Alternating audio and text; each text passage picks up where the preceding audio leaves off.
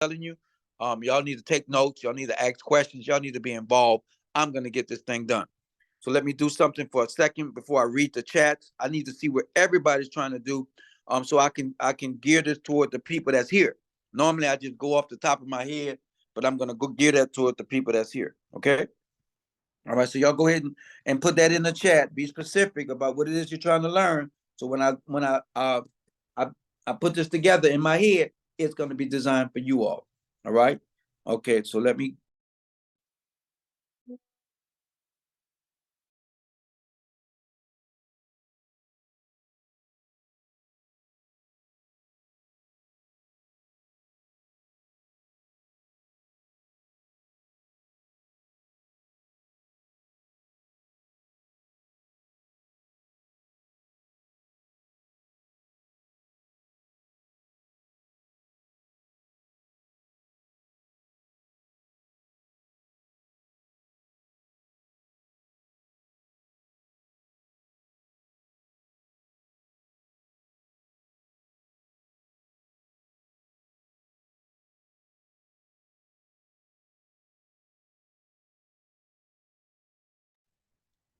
Okay. I'm ready now. Absolutely ready. Y'all ready? Let me see where y'all from real quick. Let me see where y'all from, what y'all got in my chats about this here. Right? Hollis, Queens, New York. That's what I'm talking about, DD. St. Petersburg, Florida as well. New Jersey. Man, look, it look like East Coast to the West Coast, from Oakland all the way to New Jersey, south of Florida, and north to Chicago. We are all over this, man. All over this. Again, some people want to talk about both funding, both with funding, business credit and funding, all three, right? Business funding, credit. Then we get to my personal together. Oh, that's what Miss Lisa's not playing, right? Business credit and funding, both, right? Complete personal credit to start building business credit, to get funding with personal at the moment. Boy, people are not playing. Rochester, New York. Oh my God, y'all from all over. Let me put. I think most of y'all know where I'm from, but I'm not gonna assume. Um, that y'all do. So I'm going to put in there, I am from New Orleans, because y'all hear from the accent. That's what I'm hearing. That's what I'm talking about. All right. So listen, this is my thing for the fast track for funding, right? We're going to go over personal credit first and then business credit. Before I absolutely get started, y'all grab y'all pens and paper. And because today y'all gonna do with the questions. Y'all not gonna let me get out of here without getting y'all questions answered. And today also, I'm gonna pick about 10 people, people that's serious, to go to my class tomorrow. Right. So that's the thing. Tomorrow's application. Today is information. So I'm gonna give y'all the information y'all need, and even if y'all never showed up or y'all don't get included in the application class, at least you have the information to move forward. So let me give you all how I went through this, and then I'm gonna put y'all the PowerPoint, and then we're gonna get busy. Y'all gonna take notes, and then at the end we're gonna do questions and answers, and just anything y'all can put it in a chat, or y'all can go live if y'all can. Right. So again, my name is Herman Maroney III. You're going to see a bunch of stuff that's going to fly through this. This is really too much, I think, for one person to take into. I'm here to break this thing down for you all, break it down in such a way to where it is easily obtainable. So that is the thing. I tell people all the time how I got started, right? How I was able to open up 4 CDL schools, a trucking company, a staffing company, a real estate development company, a brokerage company, all of those things. And all of it had to do with personal credit and business credit. It changed my life. I'm telling you, if I wouldn't have been taught this, I'd have been working at Amazon as an executive somewhere. I'd have been at one of the Fortune 500 companies with all these degrees, working for somebody else instead of working for myself.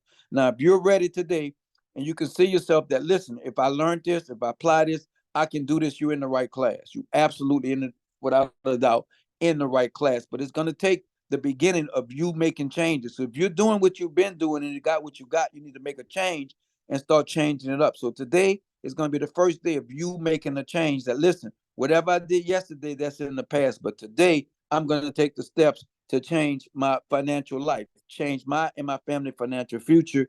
This is what we're talking about. So when Miss Tasha is normally talking on stage in Clubhouse, I'm always excited because she had made the decision to make the change. Same thing with Mr. Moore, Mr. Wilson, and a number of other people. They decided to take the steps to make the change. I believe since you're here, you've taken the same steps. All right, exactly, taking the same steps. So let me tell you what it's going to take in general, and then we're going to talk about specifics on this Zoom right now, right? So generally, it's going to take for you or somebody you know to have an optimized personal credit profile. I cannot get around that, right? I cannot get around it unless you buy a shelf corporation and we build out the shelf corporation for you. Then you can get around some of this. But to get the maximum amount of funding, I want y'all to know that they will pull your personal credit. There's no way around it. They will pull your personal credit. So please understand and know that that is first and foremost, that your personal credit needs to look like money. Your personal credit needs to. I mean, a lot of people, they're always in my back channel telling me, oh, I got good credit. I got good credit. Can you get me money? And so that starts the conversation. What is good credit? So yeah, you can have a good credit score, but is your personal credit profile fundable? Is it fundable? So real quick, inside the chat, put fundable in the chat, you all, because that's what we're talking about. We're talking about fundability. We're not talking about a good score or anything else. We are talking about fundability and how to look fundable to the underwriter. And it starts with your personal profile. Put fundable in the chat. So I want to make sure we all on the same page that you have to be fundable. Only person put it is Jack Dunnison.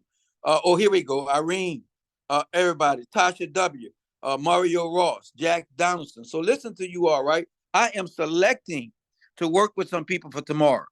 And I am selecting the people that are participants. I'm not even lying to you all, right? I'm not interested in just wasting my time because I'm on better pass of half 100. I'm on the other side of half 100, right? And so I'm only going to work with people that they are teachable and reachable. I don't even have the time for anybody else. Teachable and reachable. Other than that, that's it. So let's get down to business. Where is my thing? So let me see how many fundables I got. Okay, we picked up now. We absolutely picked up. We got Kawanza, Narice, Kawanza again, Tanika, Mia Rucker, Ian Carey, DD Prosper, right? Tasha, Mario Ross, Jacks up. Now we're talking. Now we absolutely talking. All right, so let's get started. Let's absolutely get started because I know today Friday, y'all got to go out and get y'all drinks or whatever. Where you at, Miss? There we go, right? So here it is here. Today, I'm gonna give you the introduction, then we're gonna talk about personal credit, and then we're gonna talk about lender compliance. The rest of that is going to be for a full master class because y'all getting the lender compliance is what I really need to give y'all more than anything else. All right, next slide, let's go.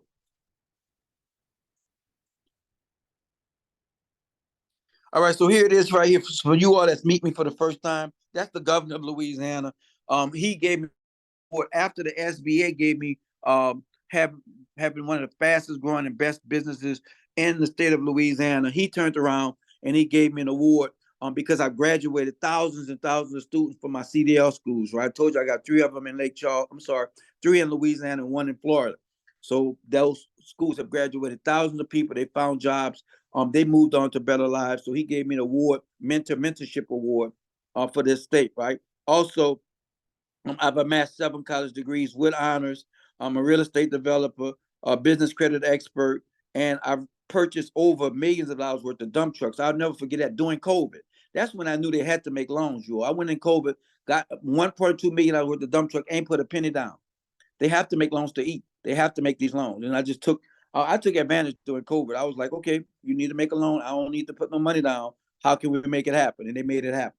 All right. And you can do the same thing. It wasn't because of anything I've done special except optimizing personal credit and building our business credit. Next slide.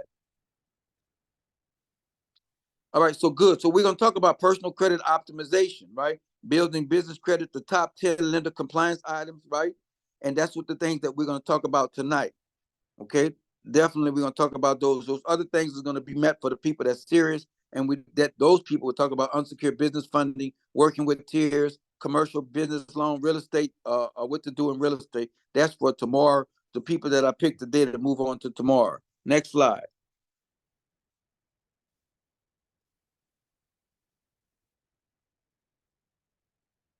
Beautiful. So the master class come with 2 free ebooks, which will be emailed to you after the class. So a lot of times, so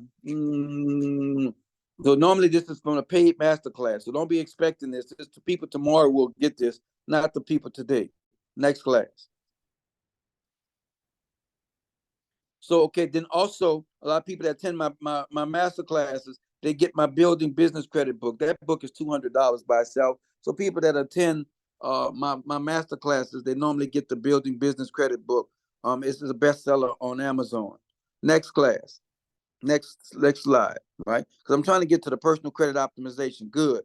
The secrets to fix reporting errors and remove inaccuracies on your credit. Now, listen to this, you all. Everything that I'm telling you, you can get this done with AI now, right? So I'm not going to mix anything. I'm going to tell you what AI is doing and how is looking at it. But before AI, this is how we did it. Now, all we've done was added artificial intelligence to it to make it quicker, more efficient. So if y'all heard Ms. Tasha W. speaking earlier, she got into the AI program and got so much stuff removed using the letters, using the dispute process that AI had come up with. So this is what it is. But these are some of the things that I'm going to share with you all to be fundable. AI removes stuff off your profile, right? That's messed up, but you need to know how to be set up to look fundable. That's the thing more than anything else. Got it? Next slide. Okay, good. So can you restore your credit profile? Yes, you can. So if you messed up your credit profile, yes, we can restore it, right? And the best way to do it is to remove negative items and to add trade lines to your credit, you all. I did that with two people I talk about a lot who was on Section 8 and welfare. And I removed all derogatory things and I added trade lines to their and I took them into the bank. It was that just like that. So to me, it's a simple process because it's tried and true. I did the same thing with my son who had came home from prison. We removed a couple of negative things. We added primary and authorized trade lines to him. And by the end of the year, he was 500,000 strong doing real estate. So when I'm telling you all to follow this, I'm just not like something new, some type of drug that just came out. This has been around. We've mastered it. You just have to follow the steps. First step is optimizing your personal credit because they're going to look at it. Next. All right, so here's an example of somebody profile that came to us with mid 600s, right? And then they left with 700s, 741 experience. And I think they were still working on they finished with their TransUnion, but this is how it can happen. This happened in about 28 days for them working with us directly. This wasn't even AI. This is before AI came about. People will come to us, we'll get them up there that they need and go get them funded. All right, next. This is somebody else that came to us with mid 600s credit scores, and they left out with excellent credit, absolutely excellent credit. So this is the people that once I take them to the underwriter, right? Once I take them to get funding, this is how I want your profile to look because I'm going to break down. I need your personal credit profile to look like, right? And AI does the same thing we used to do, but it just does it quicker and with more privacy. Next slide. Okay, beautiful, right? So the basic credit restoration status, get copies of your reports. You don't have to do that with AI. AI pulls them off the stuff, know which items are affecting you. With AI, you don't have to do all of that. But this is for people that want to do it for themselves. I don't recommend you to try this at home, but because AI is so cheap and inefficient, you can let AI pull your credit score, let AI circle the bad stuff, let AI send you over the dispute letters. AI is your personal VA, your personal virtual assistant, right? Identify each item. AI does all of this. So the stuff we used to do back in the day, which was less than 6 months ago, right? The stuff we used to do back in the day, artificial intelligence does it right away. Next slide. So most damaging items on your credit, right? So if you have bankruptcies, foreclosures, repossessions, loan defaults, AI does all of that. I used to charge $1,500 for number one. It would charge you $1,500 to remove a bankruptcy. These days, AI does it for less than $49 a month, right? And AI, we just picked up AI in February. Got me? But before February, we would remove all of these things, but you would pay top dollar for us to remove those things. You got me? So AI makes my job so much easier, but those are the most damaging items on your credit when it comes to me to get you funding. If those things are on there, I cannot get you money. Nobody wants to give you money if you have 1, 2, 3, 4, and 5 on there, right? Those things are not very conducive to the lenders to give us money. So we use artificial intelligence or we do some one-on-one and we get this stuff taken off of your credit profile because we have to get you funding. This doesn't help us to get you funding right here. Next slide. About the credit reporting agencies, right? So a lot of people, they don't understand that the credit reporting agencies have everything about you, your identification, your credit management history, public records, anybody inquired anything, right? Other than creditors, the credit agency may receive information on you from the thing. So they can also pull from Department of Motor Vehicles, Medical Information Board, FBI, RIS, law enforcement, any of those things to make up your credit profile. So each of us have a credit profile, and these people can pull to make up your stuff from bureau information as well as those places right there. I know a lot of y'all didn't even know that. Next.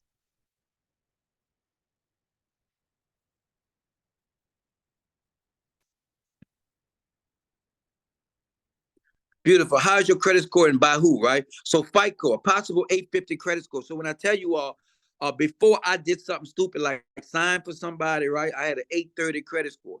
My wife had an 830, but now she had an 850, right? Left me in the thing. And these are the things that help you to get those things done, right? FICO is the one that is the master. That's who most lenders pull from. They pull your FICO score. They don't pull the stuff from Smart Credit. They don't pull the stuff from on where everybody check their credit for free. I forgot the name of that little site. Everybody go and check it. But those are educational type of deals. Those are not business type of deals. The business people, the vendors pull your FICO. And the highest thing, Credit Karma. Thank you, Miss Lisa. So a lot of people they go to Credit Karma because it's free, but Credit Karma is educational. It's not like for business. When it's time for us to get you money, they're gonna pull your FICO score, right? And so you can go to Fair Isaac to check your FICO score, but I'm telling you, you don't have to go there until you remove all the derogatories. Get all this stuff done. That FICO gonna charge you way more money than you need to get started. Right now, to remove stuff, any old thing would do it, but preferably from Smart Credit or Identity IQ or anybody else, because they're gonna give me your report, and from there AI can go to work. All right. So again, your 850 is made up from different things. So your payment history is 297.5 points of your 850 credit score. So a lot of times, if you have payment history, that's going to give you up to 297 points, right? And then payment history, if you have a mortgage, like that can add 20% to your score. Installment accounts, right? And that's installment is like you have a car, you have if anything that's consistent payments, right? Anything like your furniture accounts with those furniture dealership, anybody that gives you consistent accounts, that runs up for 30% of your score, right? And it's good for you to have at least two of those installment accounts. And revolving accounts is credit cards. Those credit cards do up to 50% of your scores deal with credit cards. So when we add trade lines to you, guess what we add?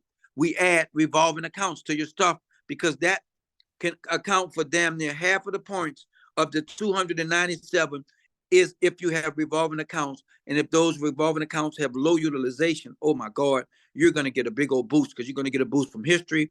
You're going to get a boost from it being a credit card, and you're going to get a boost for it having low utilization, right? So, and you don't even have to have an inquiry on your account to get this added to you. So that's absolutely right.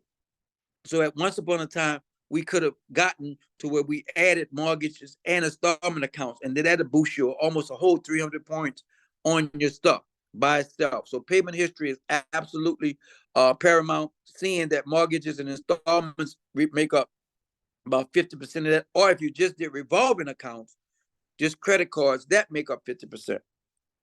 All right. Outstanding amount. So again, the debt owed, 30% of your FICO score is 255 points have to do with outstanding debt, right? So your mortgage account, optimal here is 80% loan to limit for all open accounts. Installment accounts accounts for 30%, same example as above, and the revolving account is 50%. And here you want at least a lowest 40% to the limit, right? And the rest of those is the same thing. You want here optimal here is 80% to loan limit. So they give you have a mortgage, they give you more leeway for a mortgage. Is so people say, oh, my mortgage is holding me back. It's not. It's only they give you up to 80% to the loan limit. But what hurts people is their credit cards when they have more than 40% utilization. When they have high utilization on those credit cards, that's what hold you down. So to combat that, it's good to add as an authorized user or a primary, add high limit revolving credit cards. Add those. That's going to help you immensely. That's what we do to our clients. Next slide. So here, the length of account history, that is 15%. How long is your credit history? This section here it is almost impossible to receive the optimal score here until after you are 50 years old. So a lot of young people, they're not going to have an 850 credit score because they don't have the maximum amount of history, right? And then, like I said, my wife has an 850, but she's right over 50 years old, but she mid-50s, but she don't like me to say that, right? So pursuit and obtaining the new credit. So a lot of times, do not open or apply to new accounts at the same time or close other accounts because it's messing with your obtaining new credit thing. People go out applying for stuff, not knowing you can lose up to 10%, but keep applying for stuff. A lot of people tell you, "Oh, don't worry about it. It's only a couple of points," but it can run up to 85% that count towards you not. So don't be applying for new stuff unless you don't have no other charts. Now, I'm going to combat that with if we're trying to get you money. If you're going to use that money to make more money, I don't care about obtaining new credit because you're about to put that money to work. You got me? But if you're just trying to maintain an 850 credit score, you need not to be applying for new credit. Let your present credit simmer. Let it grow long in the tooth, right? So again, the different types of credit is 10% or another 85%. So having too many of one type will lower your credit score. For an example, if you just have all revolving accounts on there, or you just have installment accounts, or you just have a mortgage on there, right? You need a mixture of different types of credit, right? To be able to get to that 850 credit score. All right. But for me to get you funding, I would rather you to have, if you had to choose, have the revolving credit cards on it. That's the thing that's give you the highest amount of points, right? So the inquiries, right? 3 to 5 points start deducting. Never apply for credit that you don't intend to use because you're going to get inquiries. All right, next, please. I'm going to speed up here because there's about 30 something slides and I wanted to get to lender compliance. That's what I want more than anything else. But in order for me to get you money, you have to understand this personal credit. Without a doubt, you have to understand this personal credit, right? So if you have any questions, what I would do is put them in the chat. Immediately put them in the chat. If you got a question right now while I'm talking, put it in the chat. That way, when I go over the chat, I can see your question and I can answer that for you, right? So that's the best thing you can do. Otherwise, you're going to forget like I do, right? So how do lenders use credit scoring, right? So when you apply for a mortgage, your lender will request a credit report from all the bureaus, and then they're going to use that, and it's going to stay on file for a while, right? So why is this important? The lending industry is moving toward risk-based pricing. This means that the higher the credit scores, the less paper the borrower will have to provide. So the better your score is, the less risky that you've seen, so the less stuff that they're going to need for you. And that works on the business side as well. So how to improve your scores? Pay on time. They always say pay on time, right? And that is super important because people want to make sure you can pay your bills, right? Don't apply for any new credit unnecessarily. Don't hurt your credit history with this thing. Let me give you an example. If your credit history is 10 years old and then you apply for something new, now you can cut your damn credit in half, a minimum of half on score. So now you cut your credit history in half by applying for this new stuff. Don't apply for this new stuff unless you're going to use it for money and be able to put it to work, right? Maintain credit card balances. Make sure your balance is right before the statement day that you pay these things off. So if you get into a payment dispute with a company and it isn't a huge amount, pay it off and move off. Move on so we can dispute it and take it off without them fighting about it. You got me? So there's different things that you do. Next slide. I am going to pick up you all. So get ready to pick up the Jews that you get. And we're going to go over this with questions because it's 30 something slides. This was really meant for a 4-hour class. Next.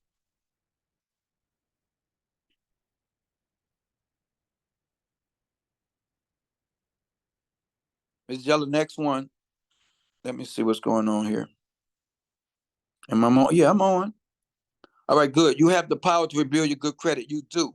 I'm going to tell you what gives you the power. DIY Credit Optimized gives you that power, right?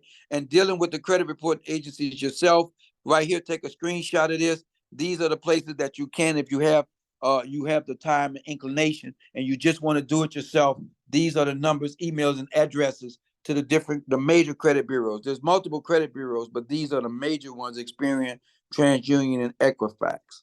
Okay. Next slide. Good. Inaccurate items on your credit report. According to a study done a long time ago, 29% of credit files contain errors that could result in denial credit. That's nearly 30% of people's credit profile. Everybody got issues with dealing with these credit bureaus. The government stepped in and told them that they can't verify account, take it off. They're not playing with the credit bureaus. That's in your favor. We can send them a letter, and if they can't verify that account is yours, they can't send you proof that you actually opened that account and you behind on that account. The federal government said because y'all have so many issues, take it off of their file, do questions later. Take it off. All right. So a lot of time people have those issues. 70% contain errors of some kind. So 70% of somebody's credit profile has some type of errors. I don't care if it's name, address, something is not accurate, right? 41% contain inaccurate personal identification. So, and then 20% missing positive. That's the thing right there, that the positive stuff is not reported. That's why we don't wait on them. We report trade lines. We add trade lines to your credit. You're not waiting. I was talking to a client the other just today, and it was like they did something with a bank, and they bought a car, and those all those positive things never showed up on their personal credit. So this thing is right. 20% of it of the positive never shows up. Next, but your rights are fair. Okay, so if you are having issues with people, the government has the Fair Credit Report Act, FCRA, and under that thing, you have a lot of rights. I'm going to tell y'all this right now. Businesses don't like to deal with personal credit. It's harder to get high limits on personal credit because you have all these damn rights right here. If I'm a business, and I'm gonna tell you what happened with me personally, right? I tell people I have a personal account with Bank of America and I have a business account with Bank of America. On the personal side, using my same social, my same good credit, Bank of America only gave me $12,000. Why? Because of this here, I got so many rights and rules and regulations. They don't want they don't want to go through all of this, right? You have the right to challenge anything. You have credit report agency must investigate this, that, and the other. Credit report agency must investigate and verify with a reasonable amount of time, right? Which is 30 days, this, that, and the other. So on the personal side, these businesses don't want the exposure. They don't want the smoke on the personal side because you have so many rights. This is just a Fair Reporting Act. There's other acts and policies out there too that they have to abide by. So they're not going to give themselves a lot of exposure on the personal side. But guess what? On the business side, they gave me $50,000. Why? Because I don't have all these rights and rules and regulations, no hurdles. They can, if I don't pay them, they can put liens or judgments against me to get their money. On the personal side, they got to jump through so many hoops. But these are the things you can screenshot this. These are all the rights and regulations that these businesses must follow on the personal side, right? Under this Fair Credit Reporting Act. Next slide. 10. How to obtain copies of your credit report. So it's easy, right? 16 arrests, 18 still wanted, multi-million-dollar auto fraud bust. Okay, something just popped up on me. So listen, I'm going to tell you this here, right? How to obtain copies of your credit report. There's annualcreditreport.com. You can go there. They'll give it to you for free. They was doing it during COVID. They were doing it on a weekly basis. It was supposed to be done every 3 months. But you can go to annualcreditreport.com and get it. But your best bet, tell you, is because it's so cheap right now, is let DIY pull your credit reports and then let them go to work. It's all in one. Because the other one, when you go to annual credit report, they don't give you your scores. They just give you everybody that pull your credit and everything that looks like it. So that's one way that you can do that. I would screenshot this because y'all gonna be doing a lot of screenshot and then take this process to be able to get copies of your credit report. All right. Next. How to read your credit report and the items on there, right? So a lot of times you want to make sure that there's no extra names or aliases, no extra addresses, that it is your social security and not somebody else's, right? Date of birth, any state identification numbers or some spouse information, employees. A lot of that stuff is on your credit profile, but you're looking for inaccurate information so you can take that off. I'm gonna give y'all a hearing why, right? So I tell people this, and I tell them this all the time, that wherever this thing is not tied to your name. It's tied to your address. A lot of people don't know there's different things that tie you to a credit profile. So it could be your age, it could be an address, it could be some information. But so a lot of people don't understand once you remove that information, like if you had a late payment tied to an address you had in college, right? A name and address that turned to college. When you remove that old address, they can no longer verify that information. It's not tied to your name. Because suppose your name was John Smith. I'm not sure, but I think there's millions of John Smith in America, so they cannot tie your information just to your address.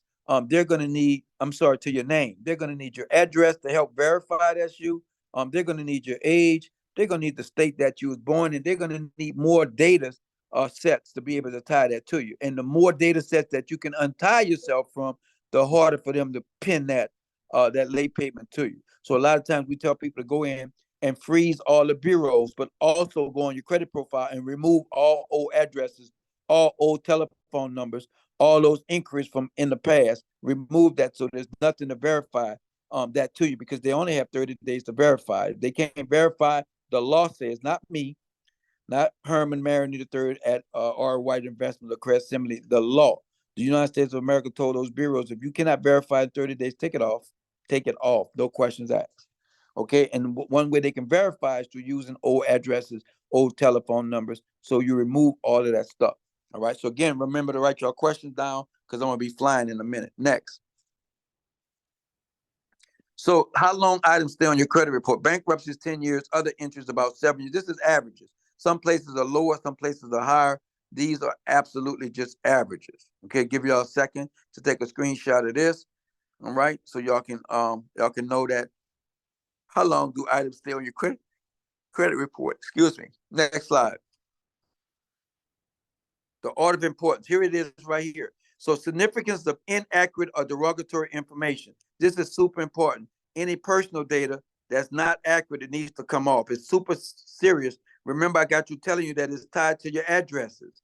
Any bankruptcies is the next thing that most algorithms look for is bankruptcies. That meant that you owe somebody else and you failed to pay them and you filed bankruptcy. So why should I? But bankruptcies are not the end of the year. They normally start if you start showing a 2 or 3 year payment history, even with a bankruptcy, they're so desperate, they'll still lend to you because the bankruptcy 2 or 3 years old. But our job is to remove every glimpse of a bankruptcy so it's never even a problem. Foreclosures is next.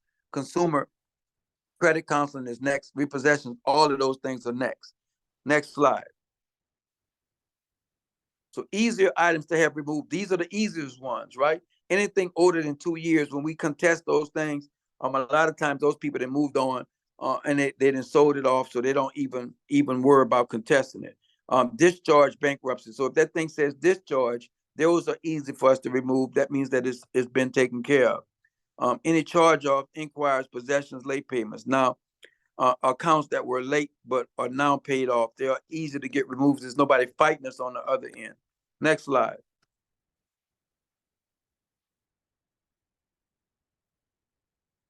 More difficult items to remove, accounts that are currently past due. So if it's brand new, it's going to be a little harder for us to get those. So if you went late yesterday, you come running to us, we want you to know that it's easier for us to remove stuff with season on it than something that's fresh, because they still fresh to fight. They still fight to answer the dispute letters and everything else. They still have a record that you were late, and they can send that to the bureaus. So late early stuff that just happened is harder to remove because it's still fresh in everybody's record and fresh in everybody's mind. Okay. Does the length of address history affect? Okay, so I'm definitely going to get to you that. Thank you, that Ms. Mia.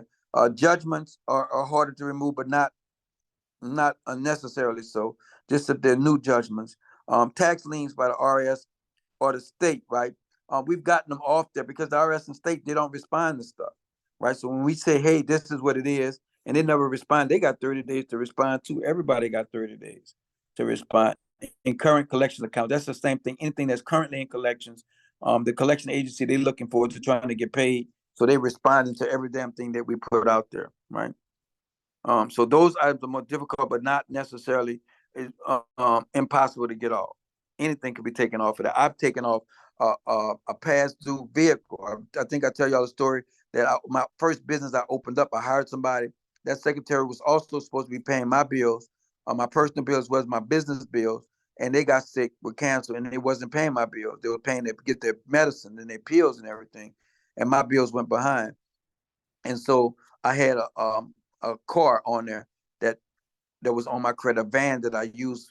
I used my staff used the vans to go out and do the ultrasound machine. So there was a company van, but I personally signed for it, and she didn't pay that in American Express card. American Express was 27,000 on it. She stopped paying that. That became delinquent as well. But I went in, I got with this company, and they removed that off my credit profile. I still owed for the card, and I still owed American Express, but they took it off my credit. So anything could be taken off your credit. I just want you to know, but you still owe for it. All right. Next slide.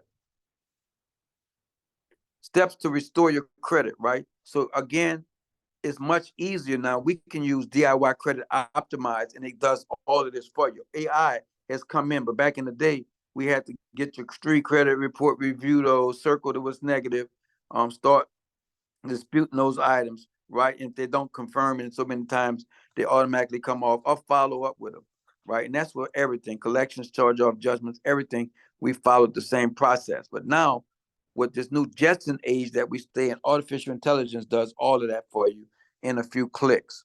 Next. So again, there's a method to the madness, right? So when you have to be persistent about applying and reapplying to get this off, because it only takes one time for somebody to get your file and they agree with you and start taking that stuff off, right? But don't bombard them. Keep on doing disputes like right after week after week after week. We let we do ours every 40 days. We don't do it like every week. They ain't move, ain't come off my credits to let me get on them. Because you don't want somebody to say they verified everything because you pissed them off that they verified everything. And verified information is hard to dispute, whether they verified it or not. We would go back and ask for proof of verification, but we don't even have to go through that. So don't be a nuisance to the credit bureaus is all I'm saying, right? Next. Creditors must have written audible proof. This is the thing right here. This is the thing y'all want to screenshot. Y'all want to make sure that y'all understand that federal laws are in your favor. I tell you, they don't give you that much money on the personal side because the federal laws are in your favor. If a credit agency does not have written proof that the account belongs to you, they must remove the account from your credit profile. So AI uses that because they're setting them up like, hey, we're disputing this. And then they come back and say they verified. Then they send them a letter saying, I'm sorry, according to this law right here, you need to show me proof of verification. And if you cannot show me proof of verification, this thing needs to be removed immediately. So I love the AIs because they be setting them up. Got me? So that's the thing right there. And they need to have contract. And if it doesn't, you can contact the Attorney General office in your state, and they're gonna immediately show them that they never showed you no proof. This is the thing that we sent, and in 30 days they never showed us anything. Can you please intervene, right? And so there's different ways to get this done, but there's so many state and federal agencies on your side, man. As a consumer, it is just crazy. Next. Credit repair tips, removing negative credit. To dispute a negative item in your credit file, you need to first identify. I'm going to tell you all, y'all can take a screenshot of this, but AI does all of this, you all. We stay in the damn future. Artificial intelligence does everything on this list at a click of a button. I filed all of my things in less than 3 minutes. I filed everything. All this stuff that's on here, AI did it in a click of a button. Next. Yes. Okay. So, Ms. Fatima, put the link to DIY Credit Optimize in the chat so people, because I keep talking about it and they're wondering what the hell I'm talking about. So put my link in the chat, Ms. Fatima, will you? Right? Crucial strategies, right? So never give credit report more information than they need. That is absolutely true. The only thing you legally need to supply the credit report is a copy of your report, your name, social security number, and a legal mailing address. That's what they have to have to verify that it's you. TransUnion plays so many games, man. It's not even crazy. They'll come back and they'll tell you, hey, we couldn't tell if this was you or some third party people. And if it's a third party people doing your credit bureau, they're supposed to let us know that they're third party. So we're not going to move forward until we can identify that you okayed this or whatever. They got the biggest stalling tactics out there.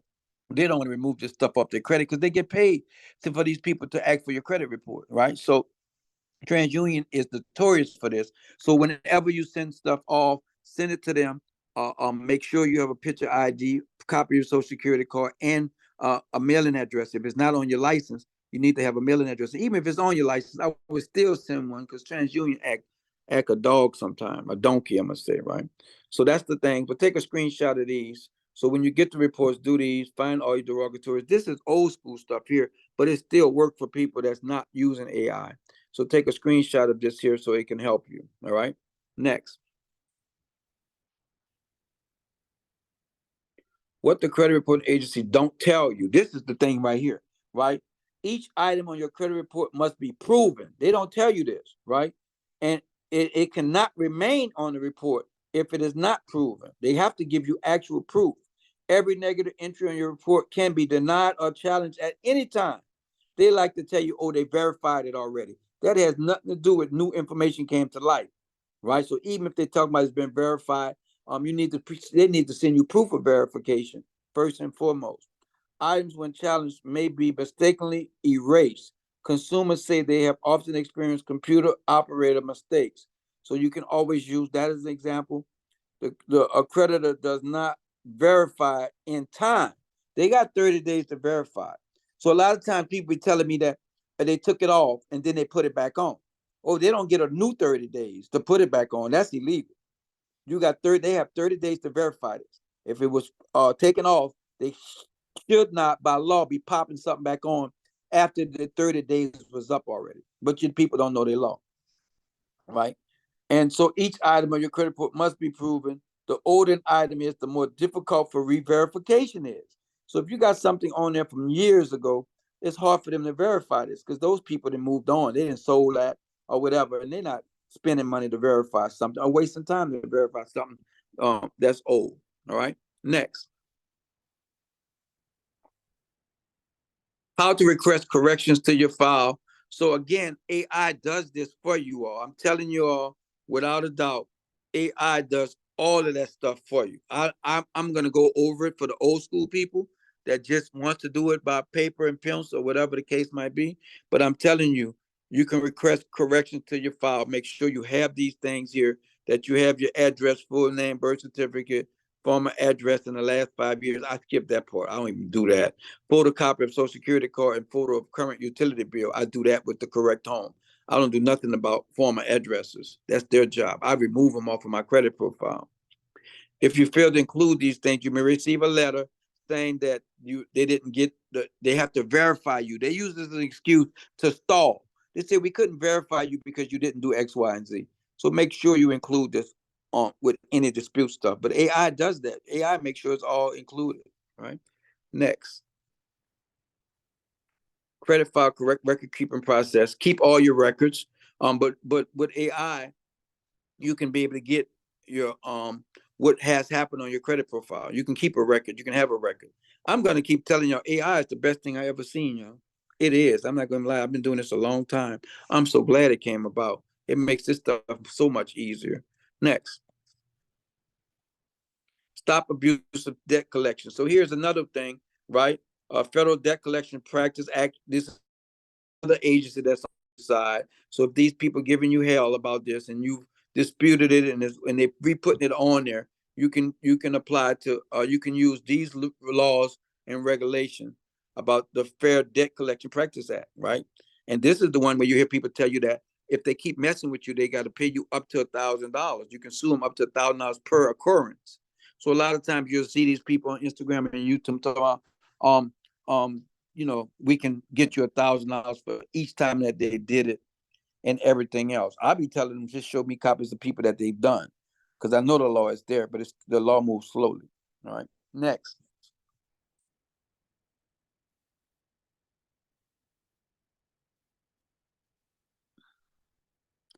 filing suit. That's from the last thing. You can file a suit. Take a screenshot of this, right? That you can file suit against these people, these collection agencies, people that's calling you, writing you, harassing you, right? Stuff that's negatively on your credit profile. And you told them to take it off. That's not you. It's fraudulent, and they still don't. You have a right to sue because the government told them to take this shit off if they can't verify it. And if it wasn't you, how in the hell are they gonna verify something that wasn't you? All right. Next.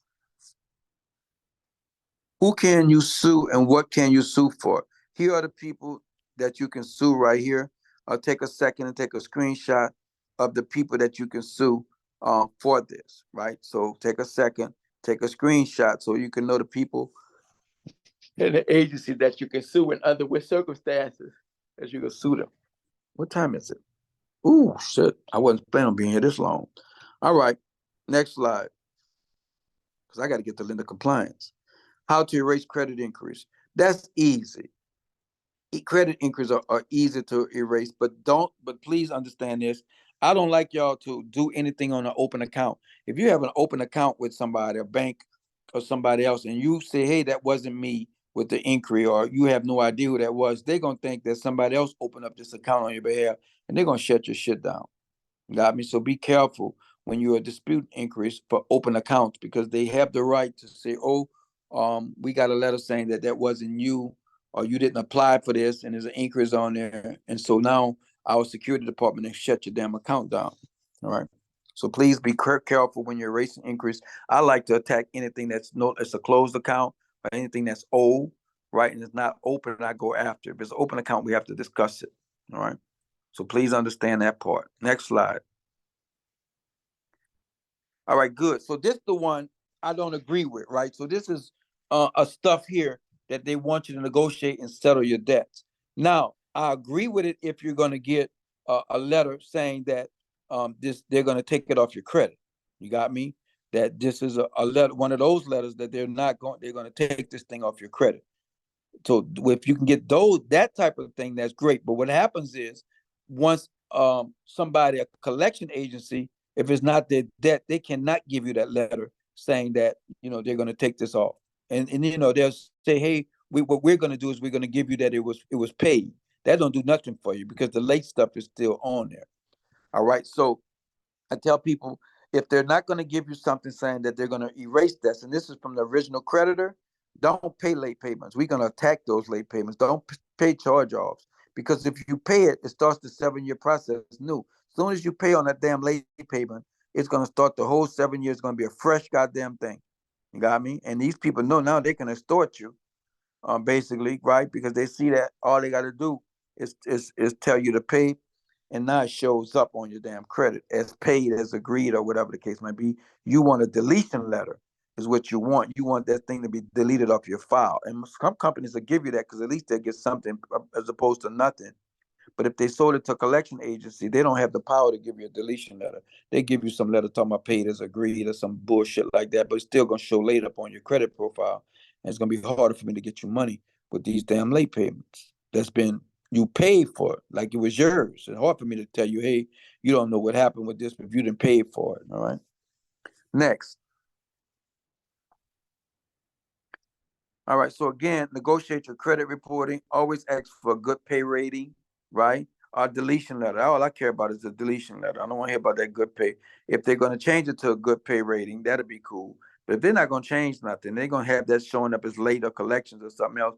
You don't want to deal with them. You can do bad all by yourself. You don't want them to put that on the file with your agreement. Next, consumer statement. Now, you have a right to add a consumer statement. I don't do the consumer statements, y'all. I'm telling y'all this for information purposes. You can always add a statement, but that statement normally means you did it and you was late, and the reason why you was late was X, Y, and Z.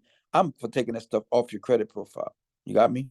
I'm for, listen, you prove that it's mine. Let's use this law. Show me proof that you still own that piece of paper. And so we can take that off. But if you agree to that stuff and you make a statement, shit, it was yours. So you forfeit the read the to be able to say that you don't know what happened with that. Y'all need to prove that this is me. You remove that when you make a statement, okay, saying that it's yours. But the reason was, what had happened was, I don't like that one. Next. What if a removed negative item comes back? That is great, right? Okay, you remove the listing and breed a deep side. Then you get a letter in the mail saying that they put it back on there. It was re-verified. This is exactly becoming more commonplace since the new credit laws require that the reporting agency investigate and resolve your dispute within 30 days.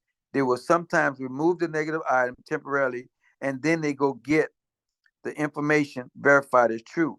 Then they will put it back, information verified to be true, and mostly you of this.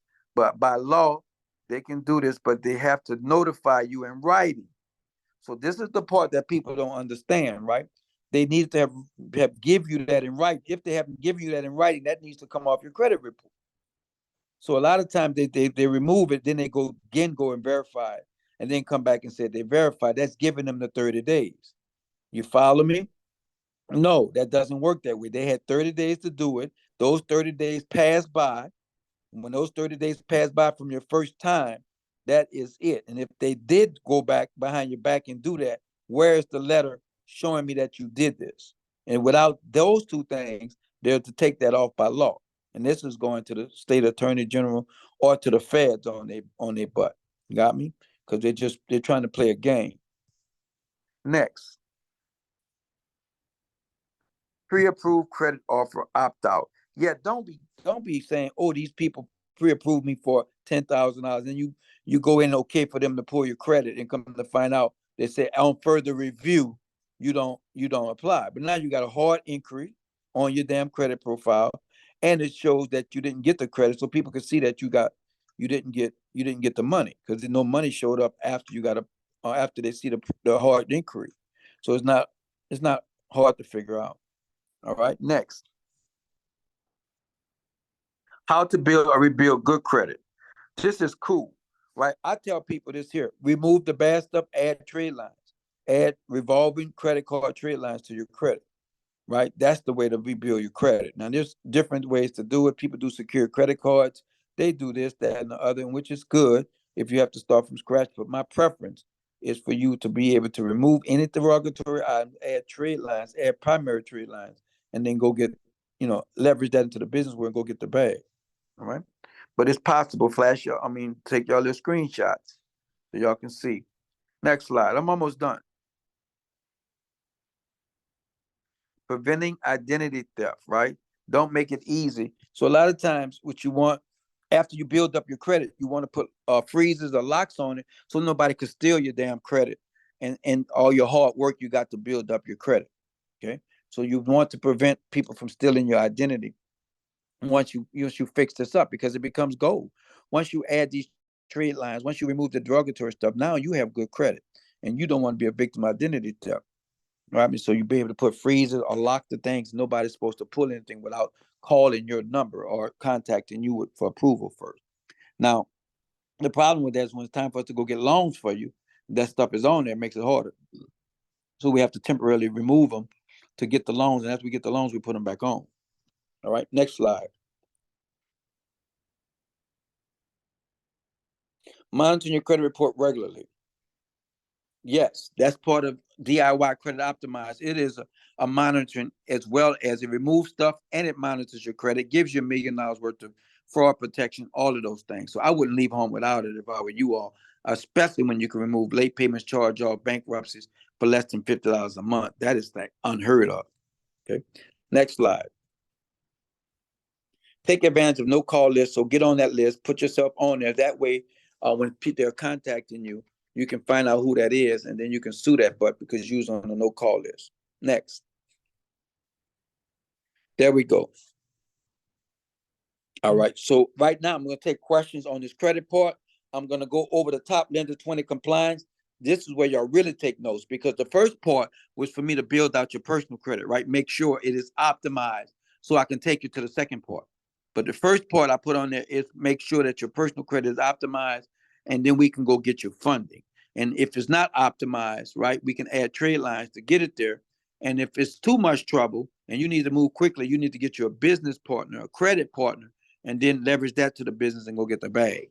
All right. So right now, let me answer any questions about personal credit before I transition over to the lender compliance part of it. And then we're done.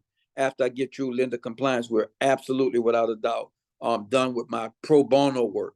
I call it pro bono. So let me get in here and see what the type of questions we have. Put your questions in the chat.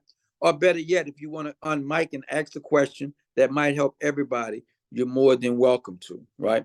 So I see some questions in here. Let's start with Ms. Dana Walden. To everyone, how long should hard pull stay on your account, right? So everything's, a lot of times they're supposed to fall off after 2 years, right? I don't like waiting. The reason is if you can, let me give you an example. If you go to apply for a car, right, and they run your credit, they're going to shoot it to 20 different banks. So you're going to have 20 inquiries on your credit. And so now when you go to apply for this Chase card, personal or business card, Chase has a 525 rule where if you have more than 5 inquiries, they don't care what your credit look like, they're denying you. They're absolutely denying you. This is what Chase has. They have the 524. If you got 5 inquiries on that thing in less than 2 years, They're not working with you. They've had too much trouble out of that. So the best thing is to remove all inquiries before you go to any financial institution. That is the ultimately best thing to do. And AI does that. It removes those inquiries, right? And some people call it bureaus, they get them removed. There's different things, but they shouldn't stay on there longer than 2 years. But I need to tell you this to be thing. There is no like after 2 years, they just automatically take it off. Sometimes you have to contact these people. They do that with the 7 years stuff. Stay on your credit for 7 years. It don't automatically fall off. You have to contact these people and get it done. You have to be proactive. That's what the big word is, proactive. Great question, right? Does the length of address history affect our credit profile? Okay, so yes, I'm going to say this much. It looks more stable for you to been somewhere for a long period of time as opposed to I got 15 different addresses on there from college, right? I stayed at there in college. I stayed there. I had to move there after I graduated. I moved over here to get a job. I didn't like it. I moved somewhere else differently. So stability for addresses is good. Now, the thing is that a lot of your credit is tied to address. So it's like if you had those different addresses and you had bad credit there, you can remove those addresses and you can remove any link to that particular account. But if you stayed at one address for the last 15, 20, 30 years and you got something bad, it's harder for us to disconnect your address from that profile. So it's got its perks, but the best thing is yes, it is great that you have stability in your life that looks good. But again, I need y'all to go in and remove all extraneous addresses, telephone numbers, and everything else because you're going to look like a gypsy to the underwriter. All right. It's like no stability. Like they're going to be looking for you to get their money back. I think that was funny, but it's not all that, I guess. So that's a 4 on my 10 scale. Is it possible to remove current, pending, initiated foreclosures? No. So we can go after, use AI. We can go after, but the word current tells me that it's going to be a problem because it's still fresh on the damn books, right? If pending, I don't understand about the pending part. If it's on your credit profile, we're gonna attack it. You got me? But don't have your hopes up high if it just came out yesterday, because once we attack it, they still got records of it. All right. Let me see. How long does a hard pull stay on your credit account? It's supposed to stay on there 2 years. All right. But if it's tied, if you didn't get whatever it is that you was going after, if you're going after a loan, you're going after something, there's nothing tied to that, we take that shit off right away. Because what happens is a lot of companies, they don't got time to respond for inquiries. It costs money for them to access the bureaus and respond back and forth with the bureaus, right? They have to have an account with them and all this other stuff. So just for an inquiry, right? A lot of times it's not worth the money for them to even dispute an inquiry. You got me? But don't do that if it's tied to the open account, because the bank gonna say, "Oh shit, it wasn't them that opened it up. Who was it?" Got me? So all right, I need that service. The DIY credit optimized AI.Herman. There's the service. Somebody put a heart next to it. Very great job. Do you still offer the monthly AI program, or is just the ebook? No, I got the ebook, but the AI program is somebody put it in there already. It's in there. I have something since 2020. I don't know what that something is. Does having them remove things cause a decrease? Does having them remove things cause a decrease in the FICO score? Okay, so yes and no. All right, so let me tell you this. So we remove some things off of somebody's credit, and those negative items was once removed, it jumped their credit scores up, sometimes 50, 60, 70, even 100 points. Now, let's say that you already got all your history points already, right? And so once they remove something that's derogatory off of there, right, your score drops. Let me give you an example. Let's say that you have two accounts on there and both the accounts is negative, but that your score is, let's just say that your score is 480, right? But what you don't understand is that 480 is made up of history. So however long you had that account, let's say both those accounts been on there 3 and 4 years, consecutive, you have 3 or 4 years worth of history points. You don't have no good points because your credit is bad, utilization is bad, the account is bad, but history points is on there. So let's say I remove those two things off of your item, right? Your score is gonna drop because you just lost history points. You just lost history points. So yes, it is a possibility if you're maxed out somewhere and you lose your history points that your score could drop. Got me? Not that's unusual for it to drop, And that's only because you don't have nothing else on there to support you. Once they took all that history off of you, your damn score dropped. But if you have history points from other accounts already and you do this, your points is going to rise. Right? It's not going to drop for you. But I hope that explains it. But just know it's just an algorithm. I have business credit questions. Okay, business credit is next. I love business credit. You ain't said nothing to me. You speaking my love language, talking about business credit. All right, so listen, let me tell you this before we get to business credit. All right, so I need to tell you all this while I have y'all on here. If you're not doing business credit, you're not going to get a lot of money. They give people on the business side way more money than on the personal side. I put somebody in for business credit cards, and I got them 200 and something thousand just business credit cards. They never went to nobody's bank. They went online, but their business looked like a business. I had given them an age corporation, fixed up the age corporation, added all the lender compliance, what we're going to talk about.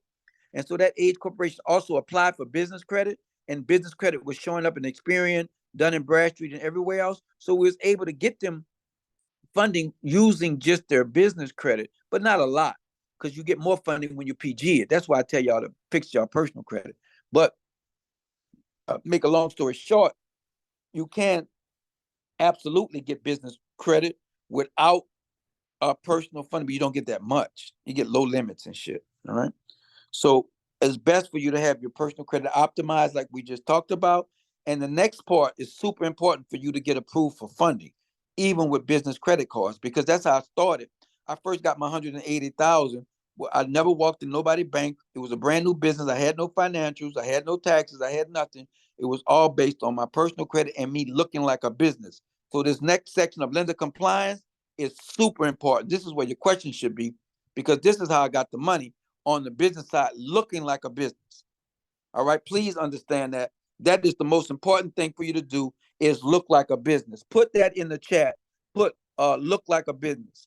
Look like LLB. LLB. Put LLB in the chat. Look like a business.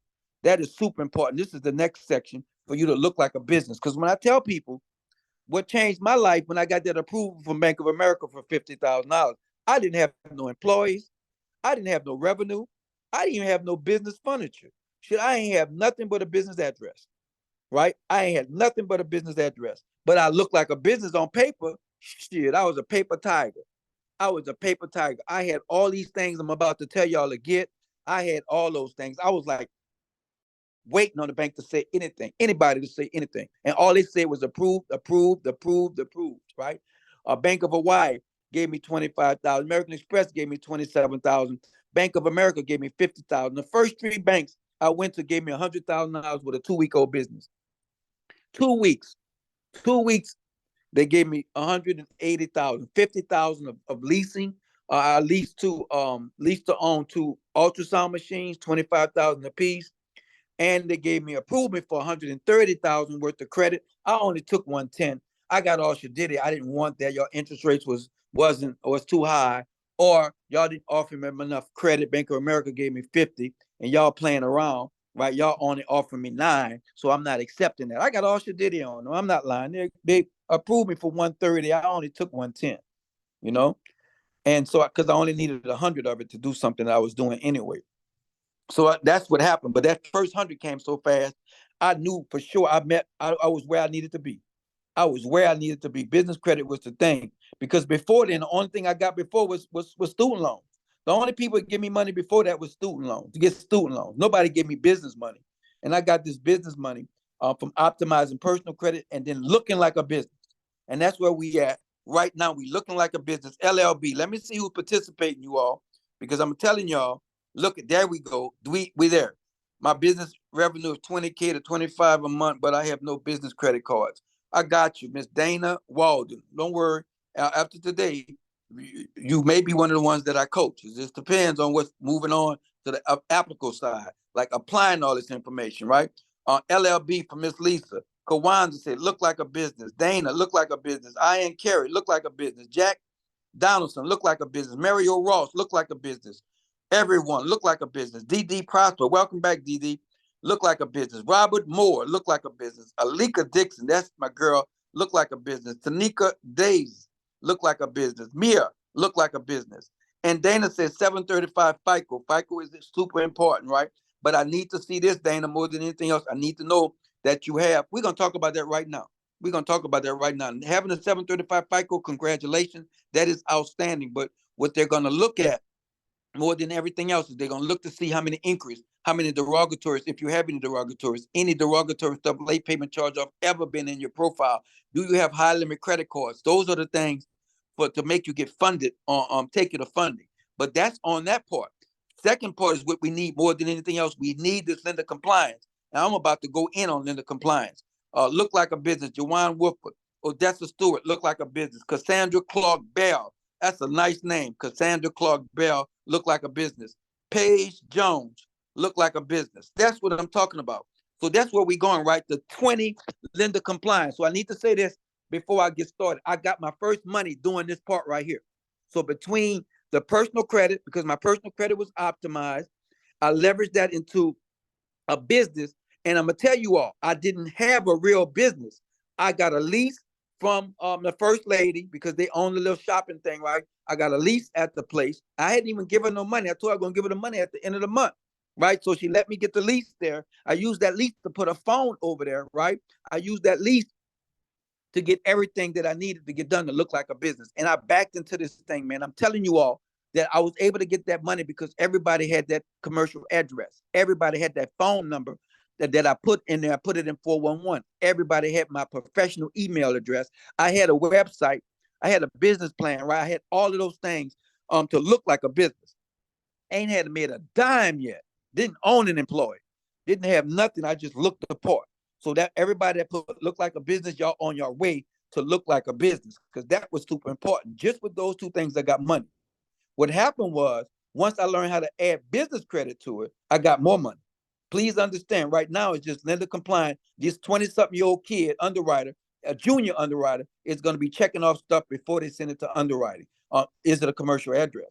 Do they have a website? I looked up the website. Is it an old website? Is it a new website? All these things here, right? And not all 20 is going to be relevant. Some business check on 2 or 3 things. Some of them 7 things. Very few of them look at all 20. But I can't send you over there unless you're fully prepared.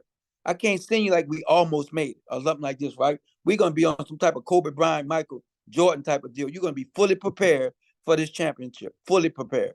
Got me? So this is the first time I went through all 20 lender compliance. So if you stay at this long, you are in for a treat, and need to take notes, need to ask questions, because after lender compliance, I'm going to pick some people, or some people going to pick me for Saturday. That's what we're talking about right now. It's 31 people in here. We're to the section that we want. I need y'all to look like a business more than anything else.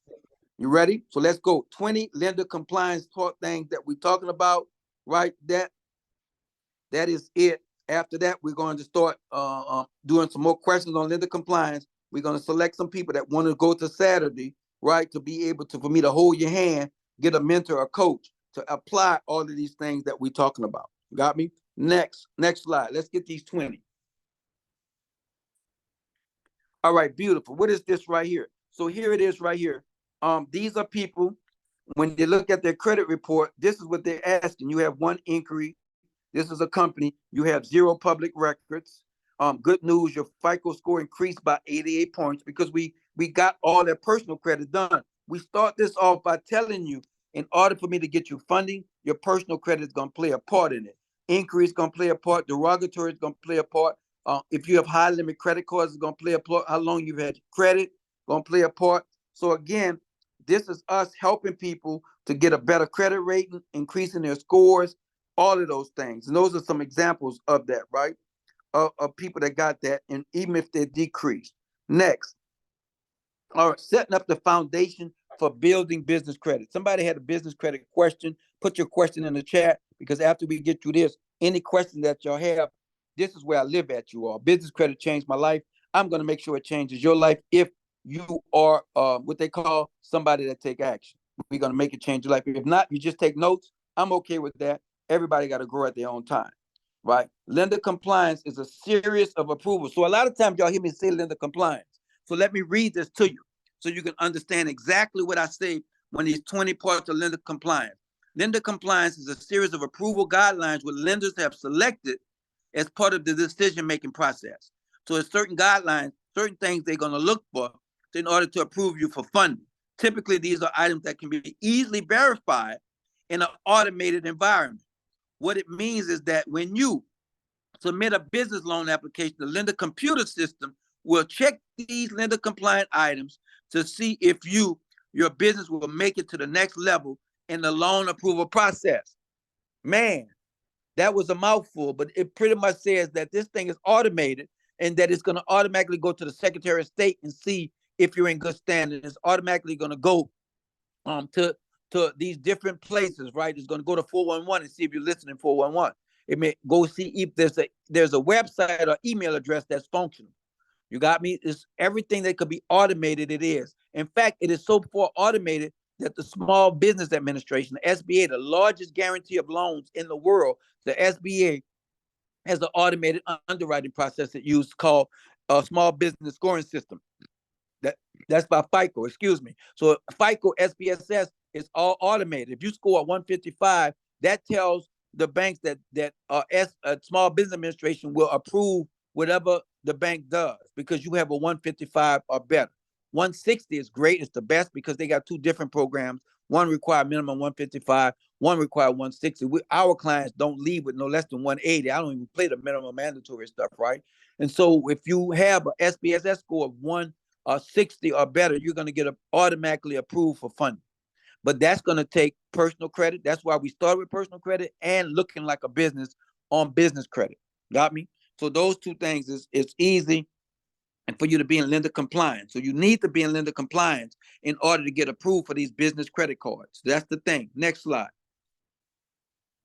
So here it is here. So you want to make sure your business is ready to build business credit. Check to see if your business name conflicts with other established businesses. Let me tell you a story right there. So me and a friend of mine, we decided to open up trucking companies. He was going to be Wing 7 Houston. I was going to be Wing 7 because I started first, and there was going to be different places, Wing 7 California or Wing 7 Texas, all the different places like that. He was Wing 7 Houston. Well, guess what? Because of the word Wing 7, every time somebody looked for us, they would either cross us or think that we were a part of the same company, right? So you want to make sure your business name does not conflict with other business names. Most importantly, right? So here you can go to Dun and Bradstreet to get a credit name search. Go to dnb.com/us. You can go there to see that, right? Know It X. I don't use them anymore because there was a lot of trouble. So I just use Dun and Bradstreet right now. So don't worry about knowitx.com, right? Next, business name is super important. Trademark infringement. You want to make sure you're not Mickey D's as well, right? That your business is not Mickey D's. You don't want to be messing with anybody with trade rights to their name. So make sure that whatever name you're using, that have copyright or trademarks because they can sue you. And if they show that they had that name before you and they registered it, you could be in trouble. So you can't be talking about your name is Apple. You got me. You can't go out there talking about I'm Apple. They're Apple iPods. I'm Apple iRobot or some shit like that. You can't do it, right? Website address, super important, you all, that you have a professional website built before you go. They can go to your website and see if you're a legitimate business. They send the little kids. So we go there with it ready already. Okay? Next, your web listing, online directory search. You want to make sure that your website shows up in these online directories. So a lot of times, the kid has as a bookmark the online directory that they're going to look for your name. You got me? So that's the thing that you have to make sure. So if your business shows up, make sure all the information is correct. If it doesn't show up, then make sure to create a free business listing with super pages. Got me? So you know you need it. So you want to get list pages. That's like yellow pages when I on super pages, right? Right. So do write y'all questions in the chat because when some of y'all on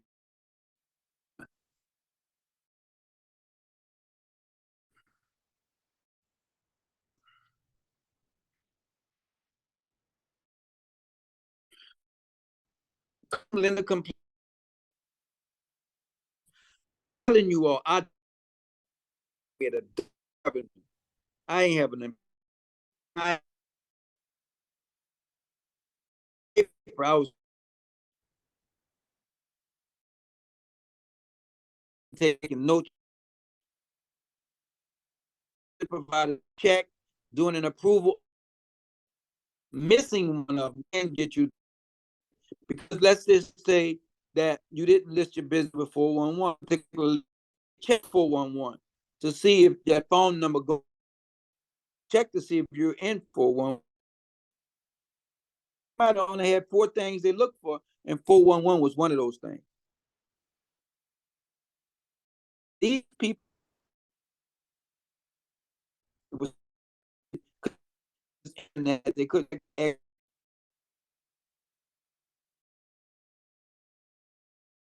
your business to see if it's established business or whatever, right? These days, with technology, they have people from Russia, they have people from Eastern Europe, people from Nigeria. They're committing fraud left and right on the internet. They'll be talking about they are business, they this, that, and the other, and then come to find out they wasn't a real business. They just made up some stuff. They just did an identity theft for somebody else's business. So now what these people doing is they're protecting themselves with this lender compliance. They want to see if you have a business bank account, because a fake business can't go open up a business bank account. You understand? They want to see your EIN letter from the IRS to make sure you hadn't borrowed somebody else's name or EIN number. They want to see the letter. You got me? And then they go to Secretary of State to see if you're open and if you're in good standing. You follow me? And then they go to these websites and see how long your website has been up.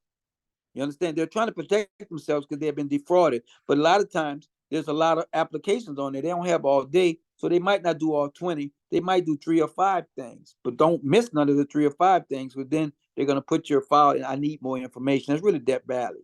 When they say they need more information, that's not a good look, because they got a bunch of work already. They don't have time to double back. So we go there with all of the compliance in place. Okay? So a lot of times, that's what you need to do. Now, your entity must be open, active, and in good standing. Number one. So that's the first thing that they did. I found this out by accident, y'all. I'm not even gonna lie to you. I opened up an account with Wells Fargo, and I'm in Louisiana. Wells Fargo is in California, right? So I'm opening up an account, a business bank account with them, and a checking account and a savings account. And so I'm on the phone with them with my first business, the one I told you I got funded with 2 weeks. So the banker on the other end says, "Hey, how long you been in business?" So right now I'm panicking, you all. First time I'm panicking because I've been told from my professors and everybody else I need to been in business 2 years. I need to show revenue and everything else. And here a banker on the other end is asking me the question of how long I've been in business, right? And so before I can fabricate 2 years or whatever, they said, "Oh, I see you just started 2 weeks ago." Oh my God, I got a lump in my throat, my stomach twisted, and all of those things, right? Because I'm thinking I'm about to be denied the opportunity to open up an account, even get a loan from them, right? And I said, is that going to be a problem? The 2 weeks? They said, "Oh, no, no, no. We just have to document you in good standing and when you opened up, but that's not going to stop us from doing that." Man, oh my God, y'all don't know how close I was to saying 2 years when this guy was saying 2 weeks. All right. So they can go to the Secretary of State and verify the information. I didn't know that. My first rodeo, I had no idea that they can verify that. Right. But what it comes into play when you have an age corporation, they can verify that it's been aged and you get higher approval limits. So it works that they can verify, but they will verify. That's my point. Right. So action items for this step, right? You set up a business entity or make sure your business entity is set up correctly. Now, this is what I did. I made sure that my information in the Secretary of State was all professional. When I put my business with the Secretary of State, it already had a business address. It had a business telephone number. It had an email address already attached to that. Everything was already business. Because a lot of people, to save money, they go straight use their home address and their cell phone number, not knowing that the banks could pull from there, not knowing that these lending institutions could pull from there. So now you got all this conflicting information because you didn't set it up right. I was lucky in that I got my address first, I got my website, I got my business telephone number. All of those things was accurate throughout my Secretary of State, throughout my EIN letter with the IRS, throughout SAMS.gov back then, right? Through my bank, everybody had the same information back then. So it made it easier to verify me and make me more fundable, as opposed to I got a cell phone number here, I got a virtual office number there, I got my home address here. it's all discombobulated. It doesn't show continuity. That's one of my college words. All right, so that is make sure that you do set your entity up right because they're going to check. Next. So here it is here, entity with state records, right? What we can do for you is that we make sure that the name is available, 24-hour document official file articles, free corporate stuff. All of this stuff is what we do for our Shelf Corp clients, right? Make sure that it's customized, the annual report is filed, the business license research, state tax employee, all of this stuff is the stuff that you need to get done, right?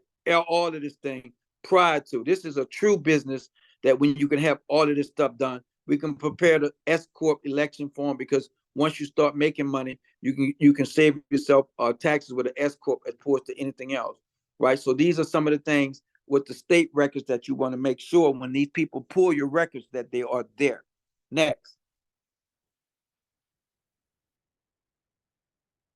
EIN letter and state licenses. I'm gonna tell you, EIN letter is free. Don't let nobody charge you to get an EIN letter. It's a free. We can go there and get the EIN letter. But when you go there, I want you to have the correct business phone number. I want you to have the correct business address, business email. I want everything to be consistent because a lot of these institutions will ask you for your EIN letter, and you want that information to be consistent with what's in your Secretary of State information and SAM.gov at your bank. Everything needs to be consistent, right? So your employee identification number filing must match your state filing exactly, right? Because with Dun and Bradstreet, they go off your state filing. You got me? They go to the Secretary of State where you in and pull that for their records. So every other record needs to match that, right? To build business credit, your business must have a federal employer identification number or EIN number, correct? And you can go there, take a screenshot. You can go there to get your EIN information. Beautiful. Next slide. Bank account. Oh, one of my VAs put the bankable information in there, Credit Assembly bankable, because people are asking me some questions that this will help them to get situated with. All right, so your bank account, you all. So remember I told you I was on the phone with the bank, right?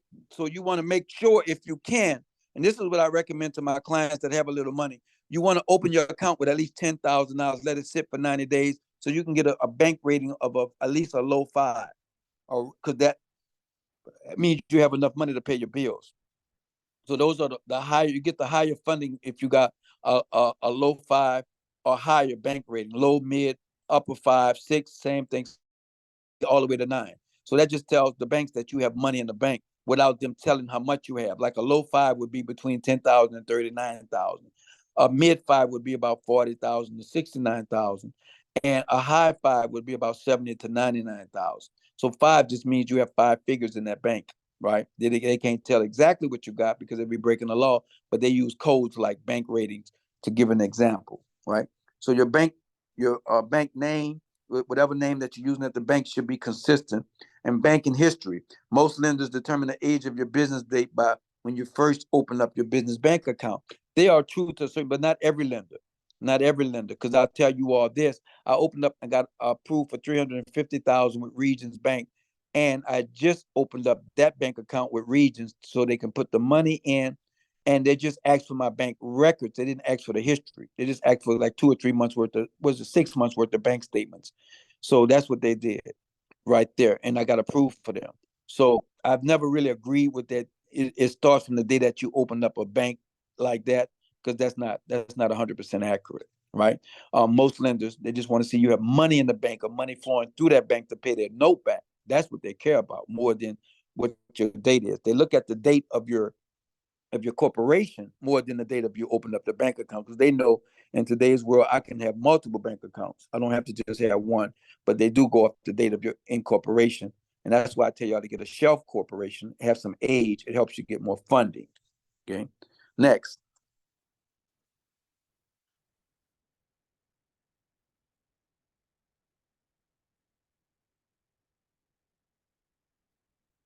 Business licenses. Right. I like to have about 10,000 in that particular bank, because they're going to report it to Small Business Financial Exchange, and they're going to give you a bank rating. If you have that for 90 days, they'll give you a bank rating of a low 5. Okay, so bank licenses. What I did, business licenses. It's the easiest thing to get is an occupation license. I got approved with an occupation license and being in 411. That's all they needed. So a lot of times it's great for you to go and get an occupation license, and you can get one easily. They want an easy one to go get down there and pay the fee and get it, even if it's a virtual office, right? You can get an occupation license. That's one of the easiest licenses to get. But it's better if you're a dentist to have a medical license. If you're a general contractor like I am to have a contractor license like that. But it's because it shows that it's more real because you've interacted with some government agency. Not everybody's going to ask for a license, but it's best to have it and not need it than to need it and not have it. Okay. Next,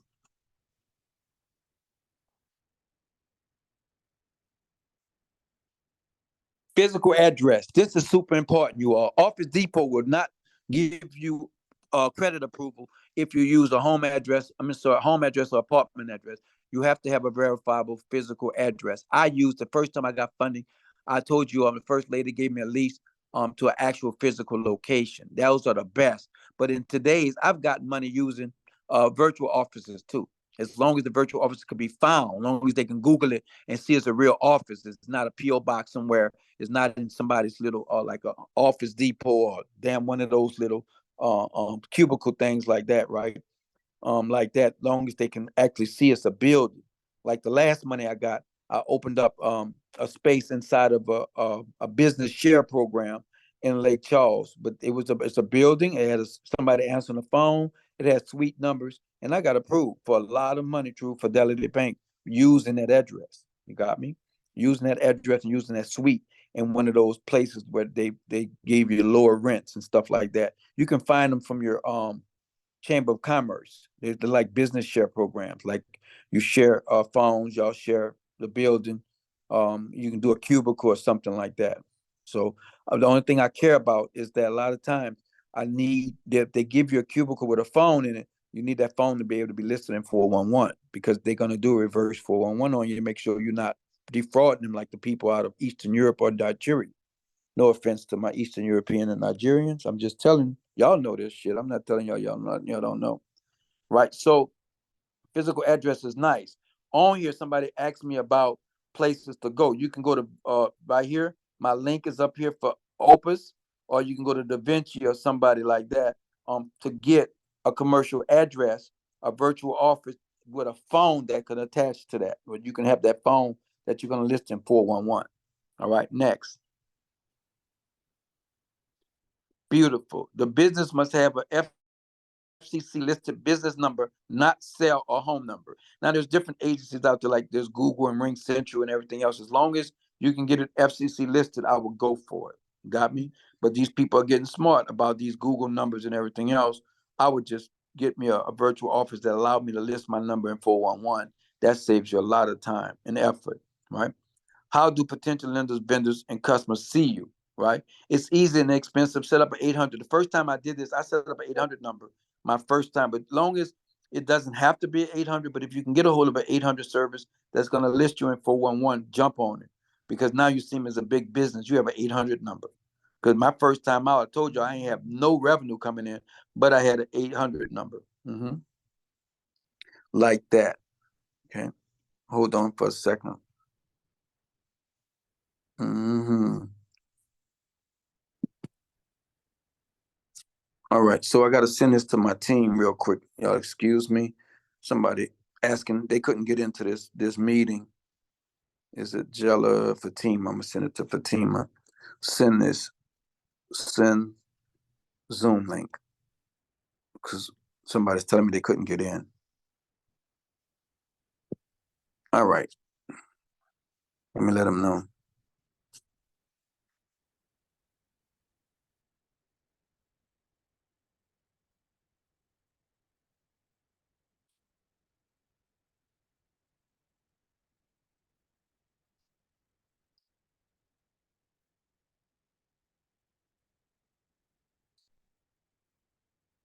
Okay.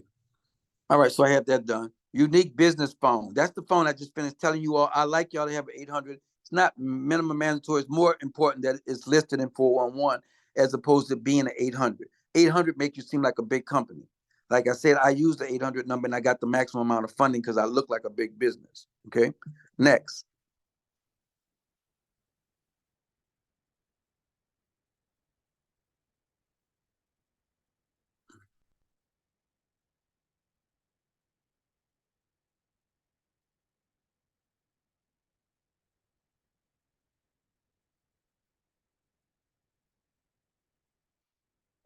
All right. 411 directory, I just mentioned that.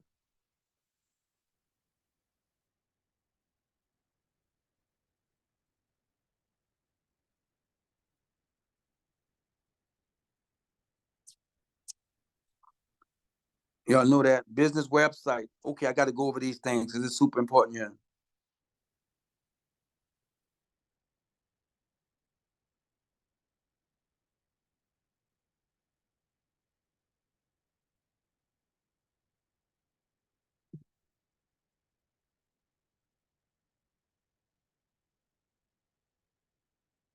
Okay, where we at? Okay, so this is some of the things right here. You need to have a business website.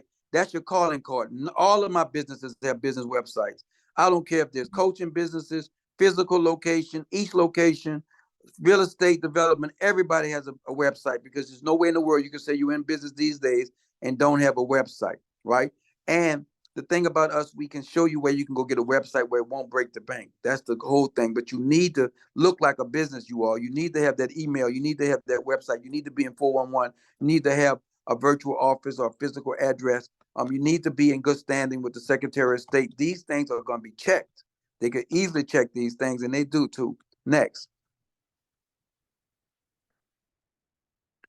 But same thing. That website that you have, you can be, if your website is I'm the boss, you should have an email says info at I'm the boss or accounts receivable at I'm the boss. You need to have that professional email address. Do not put in the Secretary of State, the IRS, some stuff about 6969 Dallas or something. Do not do that, you all.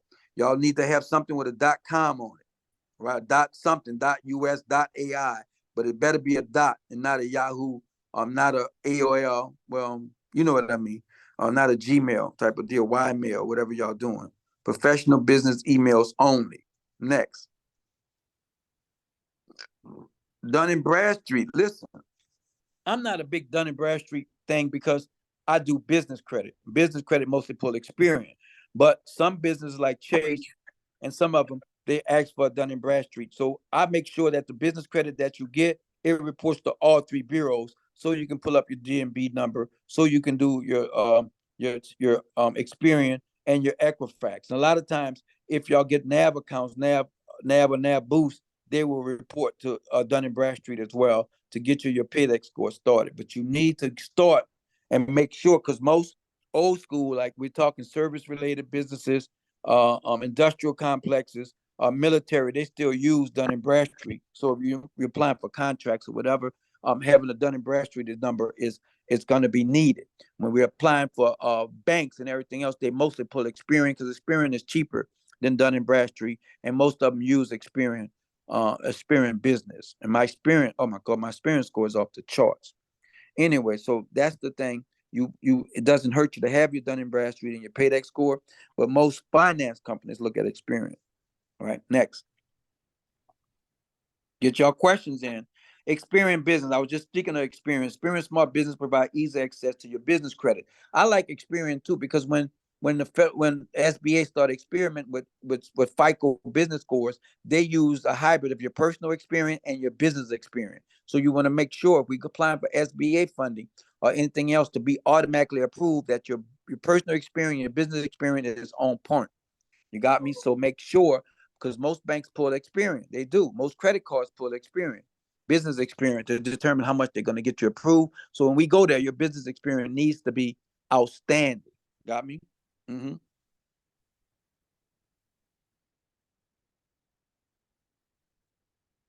All right, next. Good. Beautiful question. Credit safe. The credit rating measures your business ability to pay on time, right? So you want to make sure that you also have a good credit safe score as well. All right. Next. Equifax business, they're not as big in business as they are on personal, but they're making inroads, especially when it comes to real estate and everything else. They made it cheaper. They went after the real estate part of the market, right? U.S. banks report to Equifax on their business loans, as well as most business credit cards that are underwritten by some banks. If a business lender or credit provider has checked your business credit with Equifax commercial reports, within the last 60 days, they will mail a free copy of your Equifax commercial report to you. Lenders will not pull your Equifax report without your authorization. So you should know exactly if a lender is using Equifax business or not. Again, most of them use Experian, except for real estate commercial deals, they'll pull your Equifax. Next.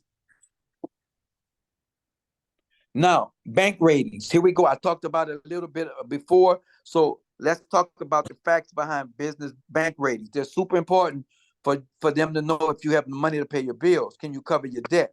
They're not listening to you because you're going to say, yes, you do. They can go to the conglomerate, Small Business Financial Exchange. That's a conglomerate of most major banks, right? And then they all could give bank ratings. Like if you have an account at Wells Fargo and it's been 90 days, they can give you a bank rating of anywhere from 3 to 9. Okay, so business bank ratings indicate the size of the loan your business has the ability to debt service. That's the first one. So that's why they pull your bank rating to see if you can cover the debt for the loan that you're giving. If you have money in somebody's bank to cover this loan, not just you telling me you got 100,000 sitting in there somewhere. They'll go to Small Business Financial Exchange and pull your bank rating, right? Your business bank account reflects how you manage your cash flow, right? So it looks at your average balance over the last 90 days. Lenders want to know what your business cash flow is capable of handling if they're going to give you more debt. Bank accounts with low average daily balances or NSM or return checks can get your loan applications denied, declined. Your bank rating is based on your average daily minimum balance over the last 3 months. Bank ratings cannot create in less than 3 months and or what lenders use to determine how you service your loans. Having a low 3 bank rating will indicate a lender that at any point in the last 90 days, your business had less than $100. So you up there talking that big money stuff, talking about you got hundreds of $1,000s, and then they go look at it, share low 3. You can kiss that loan goodbye. Therefore, if you are seeking a loan that requires $1,000 monthly payment, then lenders will decline you, and they can see that $100 is not going to pay the bills. Lenders have the ability to check your bank rate in seconds. You got me? In seconds. All right. So make sure that if you're applying for big money, that your bank rating reflect that you have the money to cover the debt. Right. All right. Minimum of a low 5. In my classes, in my clients, we make sure that if we have to borrow, beg, or steal the money, right? That's a metaphor. I'm not meaning steal, literally. That you had keeping $10,000 in that bank over the last 90 days, because when they check your bank rating in seconds, I needed to show a low 5, at least a minimum of 10,000 in there over the last 90 days. That shows the loan people that you have money to pay your note, and you've been having that money in the bank for the last 90 days, right? So that's super important. Bank rating cycle for 3 months. It reports every 3 months. Please don't have no bounce checks in your commercial account. That's no, right? And from that point forward, NF checks are something you cannot allow ever. I'd rather you change bank accounts, right? And make sure you don't have any NFS for that particular business that you have. Next.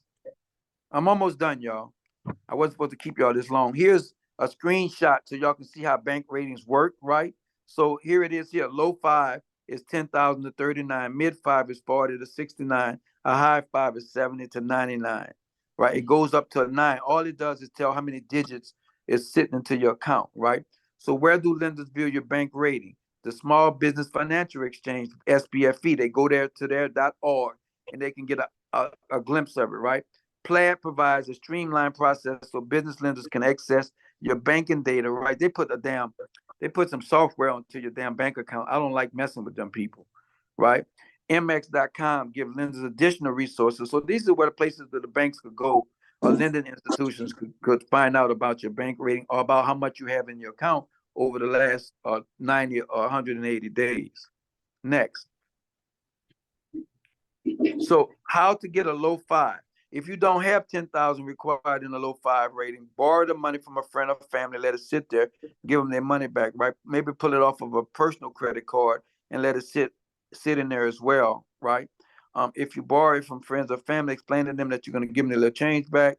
Tell them that you can turn it to them in about 6 months with a little interest, right? Maybe you can offer to pay interest, but you need to be able to show that, right, to get a low, at least a low 5 bank rating, right? Now, on business credit cards, it don't matter. We're talking business loans right now. For you to go get a business credit card, they're not going to pull your bank rating. But if you go ask for a large amount of money, they're going to pull your bank rating. Got me? Next. Okay, somebody asked about net 30s, vendor lines of credit. Must have at least 10 reporting trade lines. Repeat what I said. Must have 10. I require you to have 15 or higher. I have 27 reporting credit lines on my wife's credit report. 27. Minimum of 10. Right? Most of my clients, I make sure y'all have 15 reporting trade lines. It needs to be reporting to all the bureaus, Experian, Equifax, Dun and Bradstreet, right? And it needs to pay before the payment date, not during the payment date, right? So this is super important that you get these products, because remember I told y'all about SPSS. These so-called gurus, they be telling y'all not to get these damn net 30s accounts, not knowing that once you go to get a easily approved for SBA loan, right, it can prove you on the spot if you have business credit. If you don't have the net 30s, how are they gonna tell you got business credit?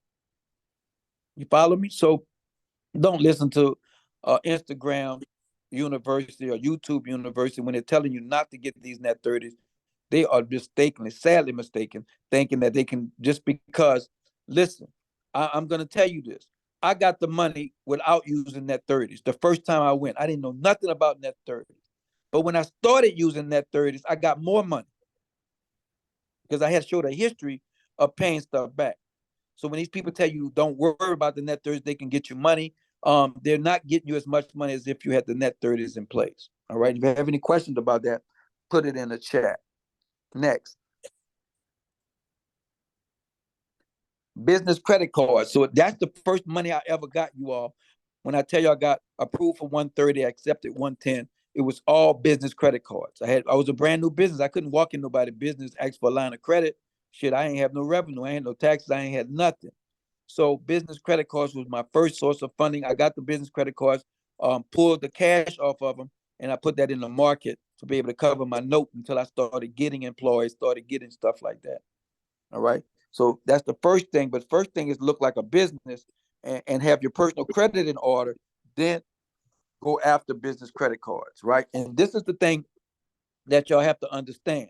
You have to know where your business credit cards pull from, whether they pull from Citi, Community, Synchrony, Wex, and everybody else, Elon. And the reason is because if Synchrony get too many open accounts from you, they're going to start declining because you have too much exposure to Synchrony. So let's say, for example, you apply for business credit cards. Let's just say you apply for 10 of them, right? And then 5 of those are from Synchrony. And Synchrony going to get alarmed that there's a problem, right? If you apply at Sam's and Walmart, you apply for different things, PayPal, and they all pull Synchrony. Synchrony going to get worried that there's fraud involved because they got 5 applications on one day. Somebody's trying to hit a quick lick. So they can't stop you after that or deny it, no matter how your business credit look like. So be wary that you want to be able to apply to these different underwriters, but don't overdo it on one particular month. Like you may want to do a couple of months, not 5 at a time here, 5 on Wex, 5 on Community. You might want to do 2 or 3 to each one per month to get that up there. Got me? All right, y'all should have questions about this, that more than anything else, because this is super important. Wherever you're applying to, what underwriters they're pulling from, with the ones that create the credit cards. Next, let me see. I still got people here. Let me see something. Oh, I still got people here. Y'all ain't going nowhere. Business credit card tips. Apply for no more than 2 cards with any one provider. That's what I was talking about, any single time. Then wait a few months before you apply for more cards with that same provider. So with Synchrony, for example, you don't want to be applying for more than 2 all in 1 month. You're going to give yourself a red flag. All right, apply for 2 this month, 2 for next month, 2 after that. and you apply for 2 at Eline, 2 at Wex, 2 at different places. So you can get 10 of them, but don't overload one particular underwriter. Next. Installment credit reporting. It's the same thing. You want your business credit cards to have installment accounts as well as revolving accounts, right? And so installment accounts are any type of business loans that you have to buy real estate. That's installment accounts. Any type of car loans for your business. That's installment accounts, right? Or any type of personal loans. Or I'm gonna say business loans that can report like from Navy Federal and the rest of them. They can report like that. That installment loans with credit reporting is super important for your credit mix. Next. Bank loans or equipment leases, those are good too. Those are good for installment loans, and bank loans are same thing as well, right? There's equipment leases from different places that will give you $40,000 worth of equipment lease and stuff, and that's good reporting on your credit report. All right. Next. Bank loan equipment leases continue. Sometimes you can do a secured bank loan. I did that before. You can do that on the business side as well. Fargo offer those. Navy Federal offer those, where you can get. There's a whole list that we give to people in our class about where you can go and get secured loans to beef up your business credit. And the reason why you can do secured loans is because on the business side, the word secure doesn't show up. It just shows business loan. So if you got money already and you do a secured, you can borrow, like you can put 50,000 in and borrow against it and then pay it off, and it'll show a $50,000 paid off primary account. Okay, there's different things you can do. Next. That's continued, same thing, right? The list is not intended to be complete list of all banks and everything else that we give, but it is a comprehensive list. Next. Total of 15 reporting trade lines. This is my thing. I tell my clients, I like 15. The more the merrier, especially if y'all report before time. You know, your credit profile is gonna be fundable. Y'all don't understand this. I got approved for funding with just using my corporation because I had a bunch of trade lines on it. I had high credit limits on there and everything else. So they approved me for money just off of my business credit. It's not a lot. I mean, it was only $30,000, right? With one company and only about 15 with another company, but I didn't have to personally guarantee it. So that was like $45,000 that I didn't have to use my personal credit for, or my wife's personal credit to get done, because the business was built out so well with trade lines and lines of credit, right? So again, write any questions down. At least 15 to 20. I got 27 reporting right now to a shelf corporation. Next.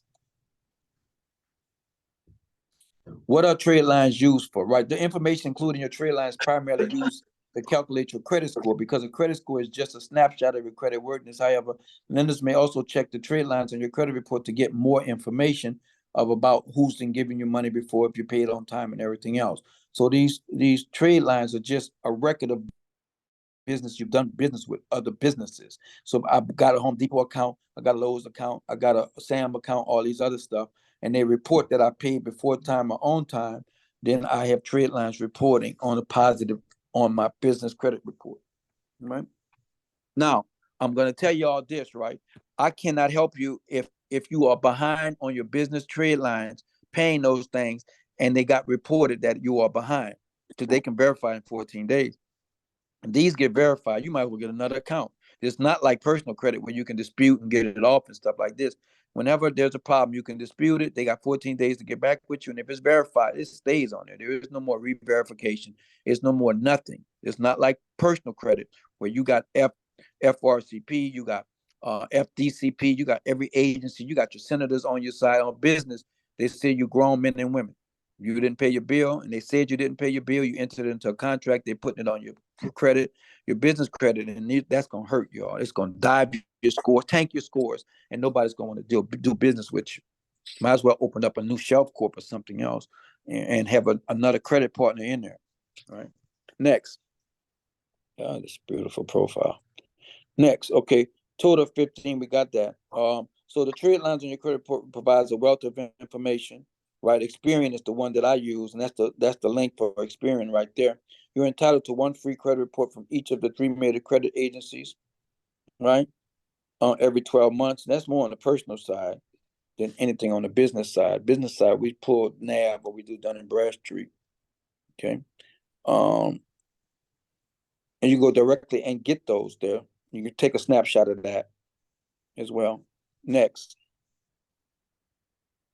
business plan and available assets. See, listen, when I first started, I wrote a 30-page business plan and nobody looked at the damn thing.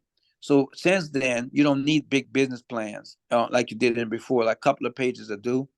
We do business plans as well. And with Chat GPT, you can get a business plan written in like a couple of seconds, really and truly. All right. Next. All right. Using assets can make getting approved faster. Many more funding programs will open up as your business becomes bankable. Your existing assets can act as collateral. So if you have a business and on your balance sheet, you want to put all your assets on there. If you got computers, desks, chairs, right? You got intellectual property, anything on your balance sheet to make it increase your chance of getting higher amounts of funding, right? A lot of times they will look to see who has liens against your business. Like if you take a loan out for 100,000, they can put a UCC filing. So if I'm about to loan you money, I'll go check your UCC standing and see if anybody else got liens on there, and I will ask you about the status of those. You know what I mean? So that's one way that they can do it, and you can go to this website to see if there's any liens against you. A lot of times when we're doing shelf corporations, this is where we go to make sure that there's no liens against you, no major liens against a business we're about to buy. All right. So, all right, next slide. Oh, we done. Hey, nah. Hope y'all got your questions in there. I see you got some questions in there. Absolutely love it. What I'm going to do is that I'm going to take an unmic. I'm going to have y'all unmic and ask the question, and then I'm going to go in the chat. You got me? So right now I'm going to take, because I know I've stayed longer than I was supposed to. Now I'll be talking about almost 2 hours. All right. I didn't want to stay that long, but I'm going to take questions right now. So if you have a question, go ahead, unmic, ask your question. And then after that, I'm going into the chat. Talk to me. Jesus. Can't see who this is. They don't tell me. I just see a beautiful profile. Any questions, y'all? Else I'm going in the chat. Unmic. I'm giving y'all permission to unmic. Can they unmute, Miss Jella? Can they unmute? Oh, it's not a problem, Miss Lisa.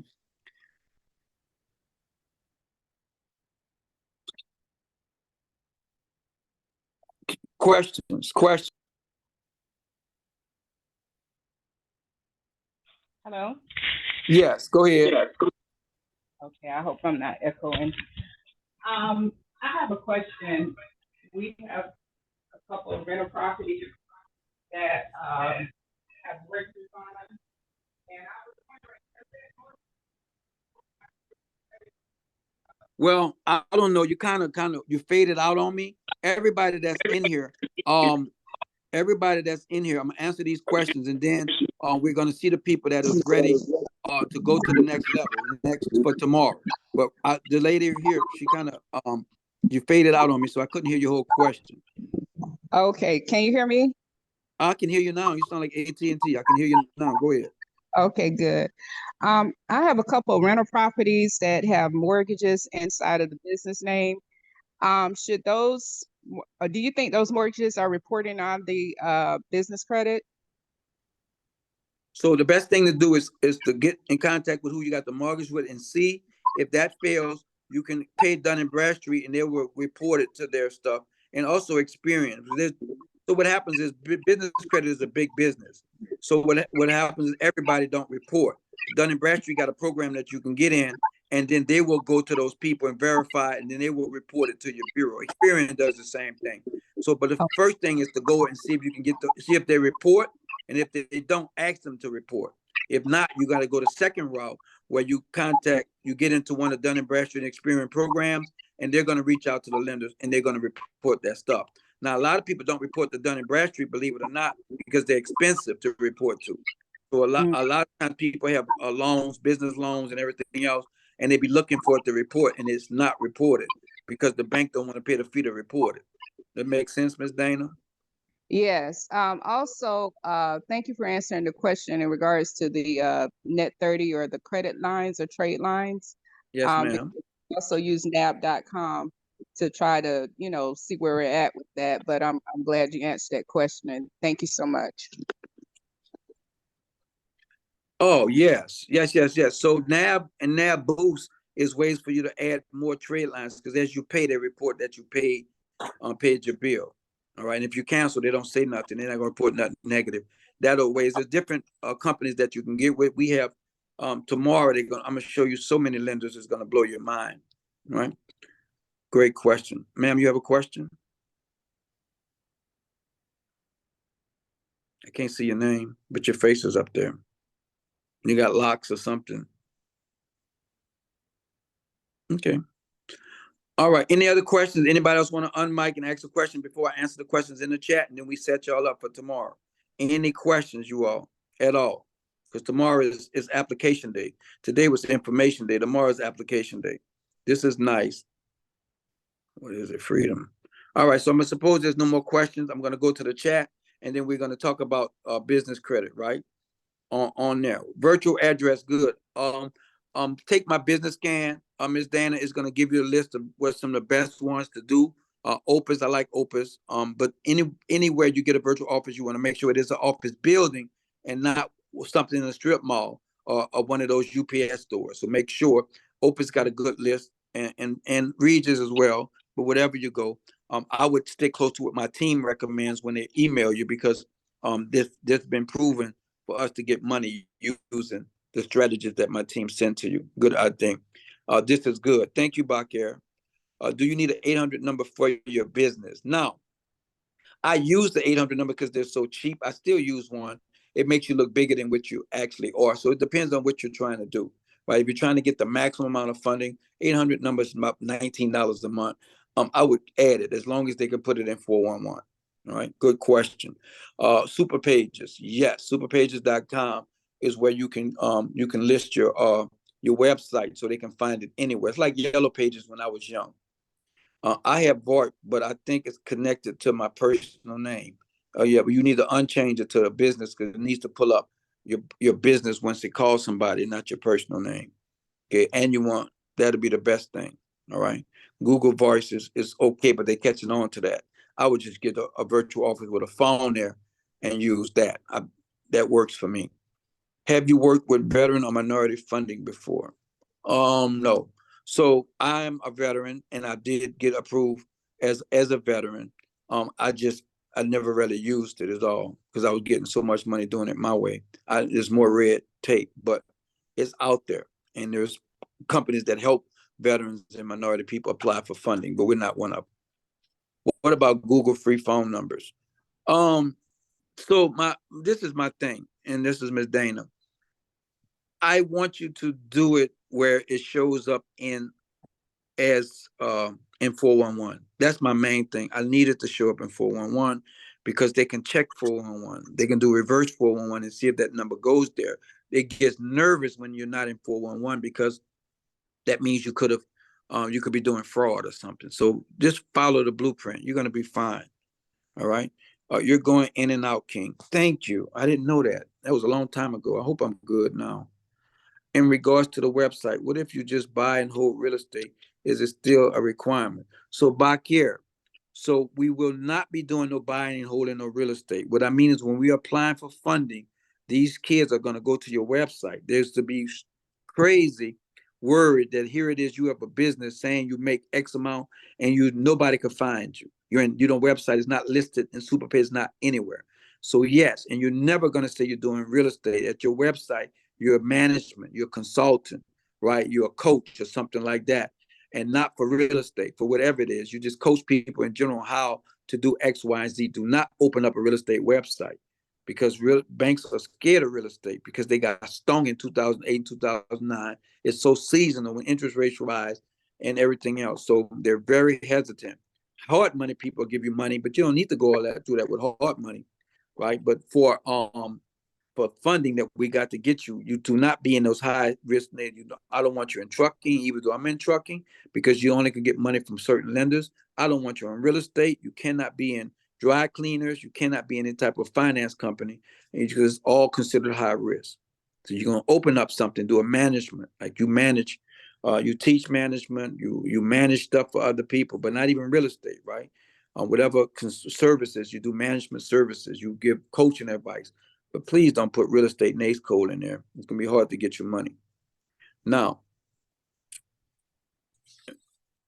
all right, where's S corp? So what happens is you can apply as an LLC and then reapply as an S corp, but you need to get with your accountant to make sure it's a good move for you, because a lot of times it makes more sense if your company is already net positive when it comes to revenue for you to become an S corp to save on taxes. There's a form that you elect to become an S corp after you're already an LLC, if you're LLC already, or a C corp. You can file this paper to become an S corp, right? Who do you recommend for business phone, email, and virtual address? Take the business scan. They're going to send you over everybody to do all of that. They're going to give you a list from different virtual offices to use that. So you take that business scan that they put in there, they'll give you that. My preference is Opus and Regis, but some people, they prefer other things. So find out the list, make a thing from there. But my preference is make sure when these people Google you, you're not showing up as a P.O. box. You're not in one of those malls or something like that. You're in an office building. Do you have a recommended phone company?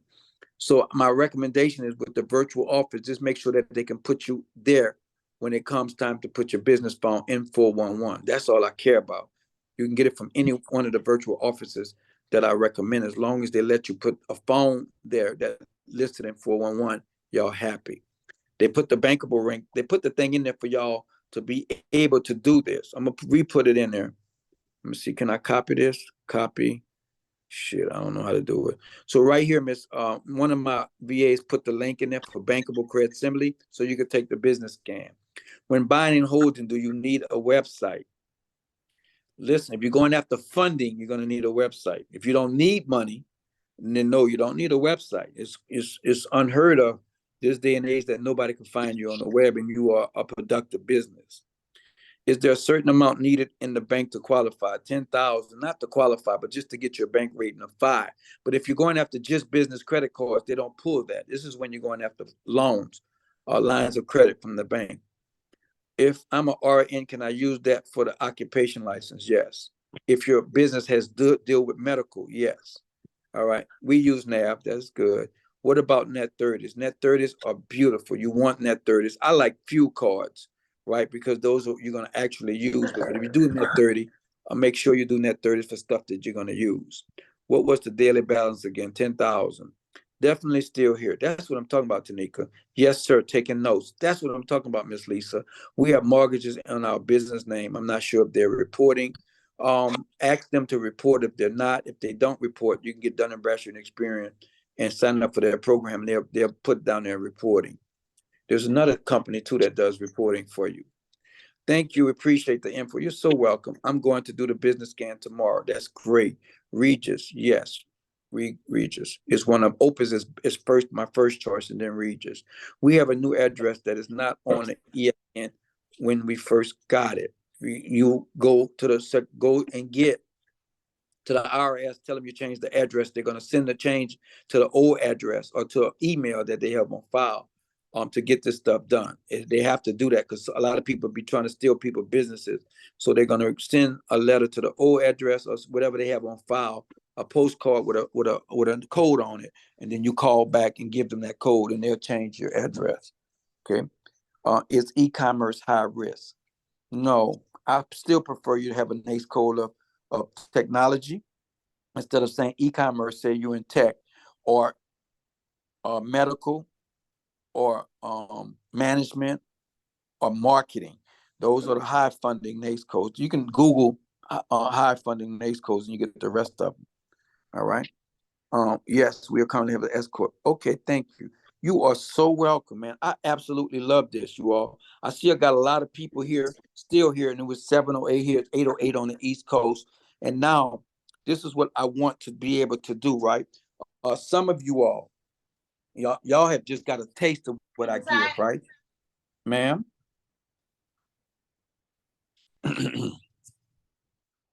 Let me see something. One quick question.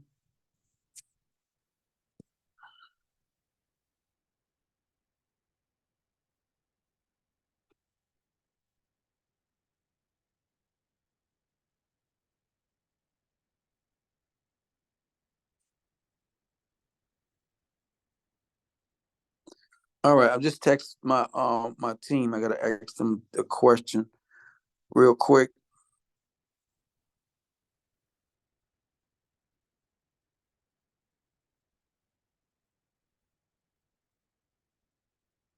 Okay, I sent that off to them. So while I'm waiting on them to respond, right? I think I've answered all the questions in the chat. I answered those other questions, but I want y'all to know that there's more to this than just getting your credit done and just getting a business credit, looking like a credit lender compliance, right? That is wonderful. With just those two things, just that with personal credit and getting your business credit and lender compliance, I can go get your business credit cards. Just with those two, I've done it for myself. I've done it for other people. But I tell people that you're not going to get the highest limits these days unless you have established business credit. That is the thing, right? That established business credit is a game changer. What I mean is that when they pull your NAV report, when they go to Experian Business or Dun and Bradstreet, they see on your credit profile, they see that you've done business with other businesses. And I add business trade lines, you all. I added to boost it up. I'm giving you an example.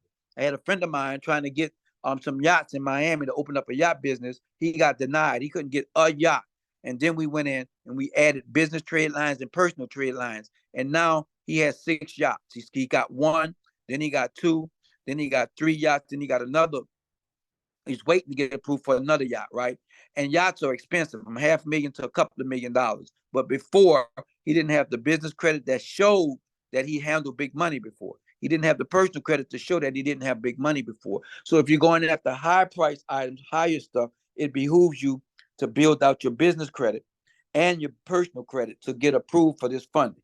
Absolutely minimum mandatory. So my class tomorrow is going to be about application of those things, right? It's going to be about not just having personal credit and lender compliance.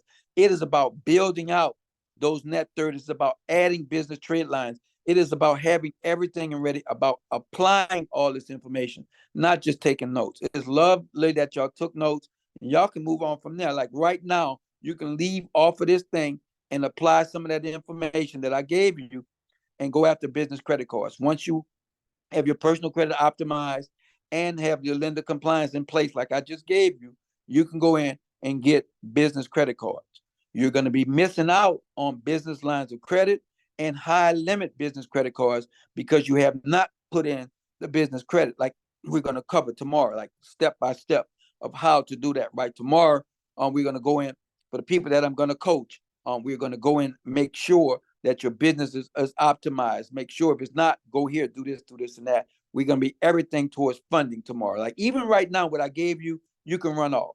But tomorrow, I am going to go in deep in on this stuff that I just covered some, but more in deep on the lenders that we're going to apply to. Apply to this lender, apply to that lender. Have this ready when you go to have that ready. Fill out your application like this, right? Put this in there. Send this to Dun and Bradstreet. Do this, that, and other. We're talking the real sauce to get higher funding. When I tell you, I got approved with just EIN, I'm not bullshitting with you all. Just EIN because the corporation was built that tough. It had that much age in it, and it was unrefutable, right? So we got approved for just EIN, no PG, and now we turn around and we're using the PG to get higher amounts of funding. You got me? So that's what we're going to be covering tomorrow. And but I'm coaching tomorrow, absolutely coaching. And these people that I'm coaching, they are going to be not just tomorrow, they're going to be the team that I built for coaching. So I don't know. In the chat, put in there, put 199 in the chat if you're interested in joining the coaching program tomorrow. Put 199 in the chat. Put 199 in the chat if you're interested in actually getting coached by me to get funding going to the bank tomorrow. Tomorrow is going to probably be about 3 hours of me coaching and another hour of me applying that information on your behalf.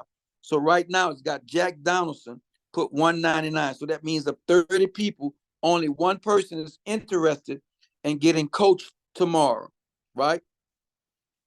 So that one person is interested in getting coached tomorrow. So I imagine everybody else is good. I wish I could. So this is what we're going to do, right? Team, put the link in there for somebody that maybe have to beg, borrow, still. Put the link in there for tomorrow. Um, Tomorrow's Zoom. I'm gonna jump on the clubhouse tomorrow, but put the link in there for tomorrow's Zoom, as well as people that's ready to get into the coaching program. And I'm going to tell you all right now that my coaching program is normally $3,500. I'm not bullshitting you. Y'all, anybody ever come to any of my things? Virtual coaching is about 1,600. Live coaching is about $3,500. So it's very rare for me to take on anybody for little money. But I want to make sure that I'm getting people that want to be coached. I'm getting people that they are serious about this. I'm not interested in people that's kicking the tires or people that want to talk. My program tomorrow is only for people that is super serious about that. So it will happen tomorrow at 6 o'clock. That's what time. And I believe the Zoom link is in there right there, as well as the Stripe. Put the Stripe in there separate, Ms. Jella, Ms. Fatima. Put the Stripe in there separately so we can get this thing. Yes. Beautiful. So go back to the very beginning, Miss Jella, of the first thing. So no, this thing that's up there right now. So tomorrow they're gonna cover unsecured business funding. We're gonna show you everywhere that we send people to get unsecured business funding. That's the business credit cards. The last person we got them approved for 95,000 American Express. 95,000 American Express, right? Also, we show you exactly what tiers to go in and what order for the tiers to go in so you can have maximum amount of business credit. Normally that is expensive by itself, right? And then tomorrow, where you can get vehicles, where you can get uh uh I'm gonna give you the name and information of somebody you can call once your business credit is built up. You can get an automobile with your business credit only, just your business credit. You can get an automobile for, right? So that's the things that you can get done through coaching program tomorrow. More than anything else, I'm telling you that it's more than just tomorrow. You're going to get in my coaching program where I'm going to be personally responsible for your success. All I ask for is a testimony, right? And again, 199 is peanuts to what it'll cost you for you to be able to deal with me through my regular coaching program of $3,500. So really and truly, I'm looking to help at least 10 people to get them started, get them testimonies and get them funding, get all of that stuff done. So that's what we're looking at. That's what we're going to do tomorrow without a doubt. So you all, because y'all seen just from the first two things of what it takes, you could imagine once I give you the list of banks that's going to easily take you in, some banks with a 580 credit score, but I don't like y'all to go there with a 580 credit score, and they give multiple limits. I got banks that will give you money without even looking at your personal credit at all. You follow me? So the coaching program is exceptional in that it helps you to move to the next level. Absolutely help you. But I'm only interested in helping people that's interested in helping themselves. I can't do it no other way. You have to be interested in investing in yourself. You have to be able to show me that this is what you want. I can't be dragging people to the water, right? You have to be willing to drink. Okay. So tomorrow at 6 o'clock, I think the 9:30 or 6 to 10 Eastern time, I'm gonna go in depth with people as far as getting them the funding that they need. Oh, I'm hungry. Okay. Whoa, let me do this right here. So any questions, comments, or concerns about what everything that we talked about tonight? Personal credit, business coaching, any questions, comments, or concerns? Please unmic with your questions, put them in the chat. I am good to go. I absolutely love teaching. You're going to see that without a doubt tomorrow when we go over all the rest of unsecured funding, when we go over commercial loans, when we apply all of this information. And the thing about this, Samar, is that, man, you not only get me coaching you, right, but you get access to me. That's the thing that's irrefutable. And that's the same price of my books. My book sells on Amazon for the exact same price of $199. So people in the coaching class get the book by itself, the ebooks, the personal credit guides, all of that stuff. So again, I'm telling you that you want to be involved in this for the simple reason that you have access to me as a coach. Okay, so that's where we are. Any questions, comments, or concerns at all before we close out? Uncle Harmon. Talk to me. All right, so tomorrow, if we get started in this class, because I have another engagement. Will this be recorded if we pay today? Yeah. So tomorrow, those coaching classes are recorded because everybody can't stay 3 hours. The coaching classes are recorded for future use. Okay. So this is gonna go over everything that you got up here: the introduction, personal credit, lender compliance, everything on the top. Everything that you see at the top, and also I'm going to personally coach those people for testimonies. Like I'm going to get you ready for your business credit. I'm going to let you use my relationship to get approved for business credit, and so you can testify that this is the best thing you ever did. All right. All right. And this also gonna cover the shelf corps and stuff too. Tomorrow is not shelf corporation, but it will lead to. I will talk about shelf corporations in the end to help people. But there's the shelf corporation is a high level elite program that you'll be eligible for. Yes. Okay. So the simple answer is yes. I will cover some information on shelf corporations, but tomorrow is about those things at the top of there to get you ready to be able to get funding where you at already. But if you want to get a shelf corporation, yes, we'll talk about that tomorrow as well. Okay. Okay. Yes, sir. Thank you very much. Who am I speaking with? Mario Ross. Mr. Ross, welcome to the family. Yes, sir. Appreciate it. You are I'll so see welcome. you tomorrow, but I won't be able to make it all the way through, but I'll be able fine. to. It'll be taped, and plus you get on my coaching list. That's the most important list you want to be on. All right. Okay, that sounds good to me. All right. So I like it too. I love people that take action. So absolutely, without a doubt, if you're an action taker, you want this. If you're not, I understand that. Now I have to address something, and please don't take this the wrong way, right? People, they spend money for what they want and they make excuses for what they don't. I'm going to tell you all that. I found that out because I used to teach investments years ago, and I used to give free classes on investing, right? And I remember that basketball season started. We used to have 20 people show up, right? And then basketball season started and nobody showed up. And I thought that was just maybe me. So the next time people wanted investment class, I didn't know how much to charge them, but they had a pair of Jordans on their feet. Jordans was $100 back then. So I told them it's $100 to get in the class, right?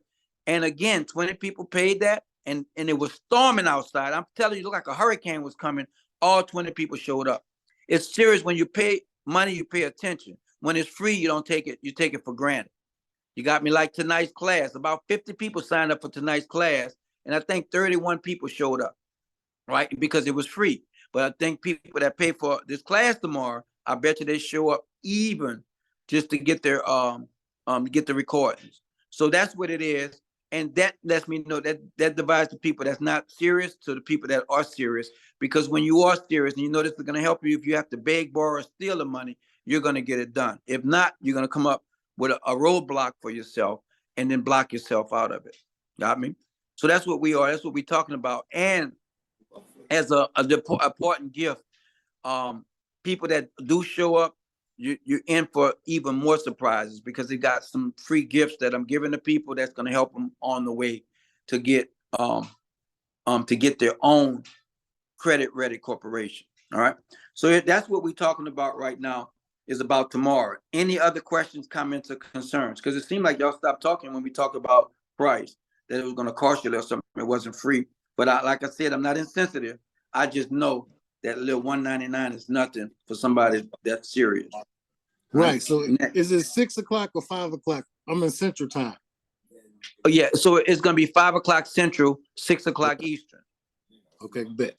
Thank you. Yeah, well, I like that, but that brother's serious. Absolutely.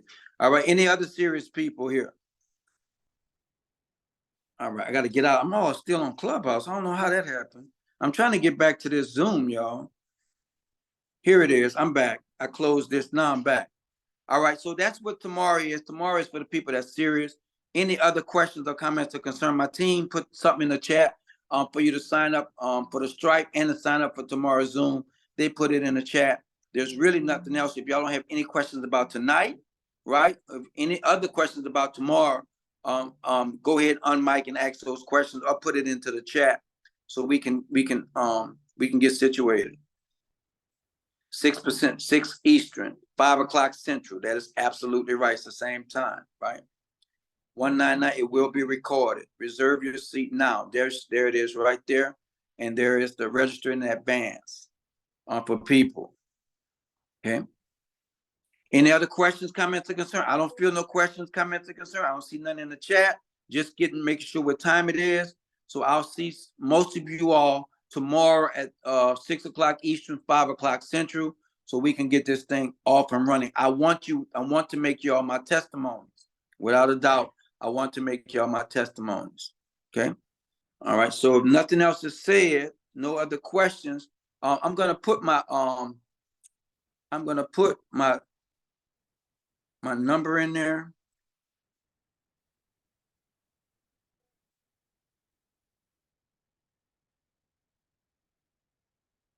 So if there was some questions that y'all couldn't ask, that was direct message. I was supposed to do to everyone. I'm sorry, Miss Lisa. I was supposed to go to everybody. One more second.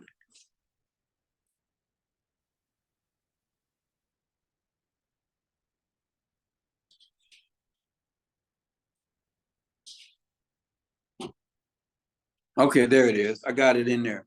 So if you have any other questions or comments or concerns that we didn't cover tonight, you go ahead and text me that. Don't call me, just text me when I get to it. We can handle that. Okay. So listen, I got to make a run now.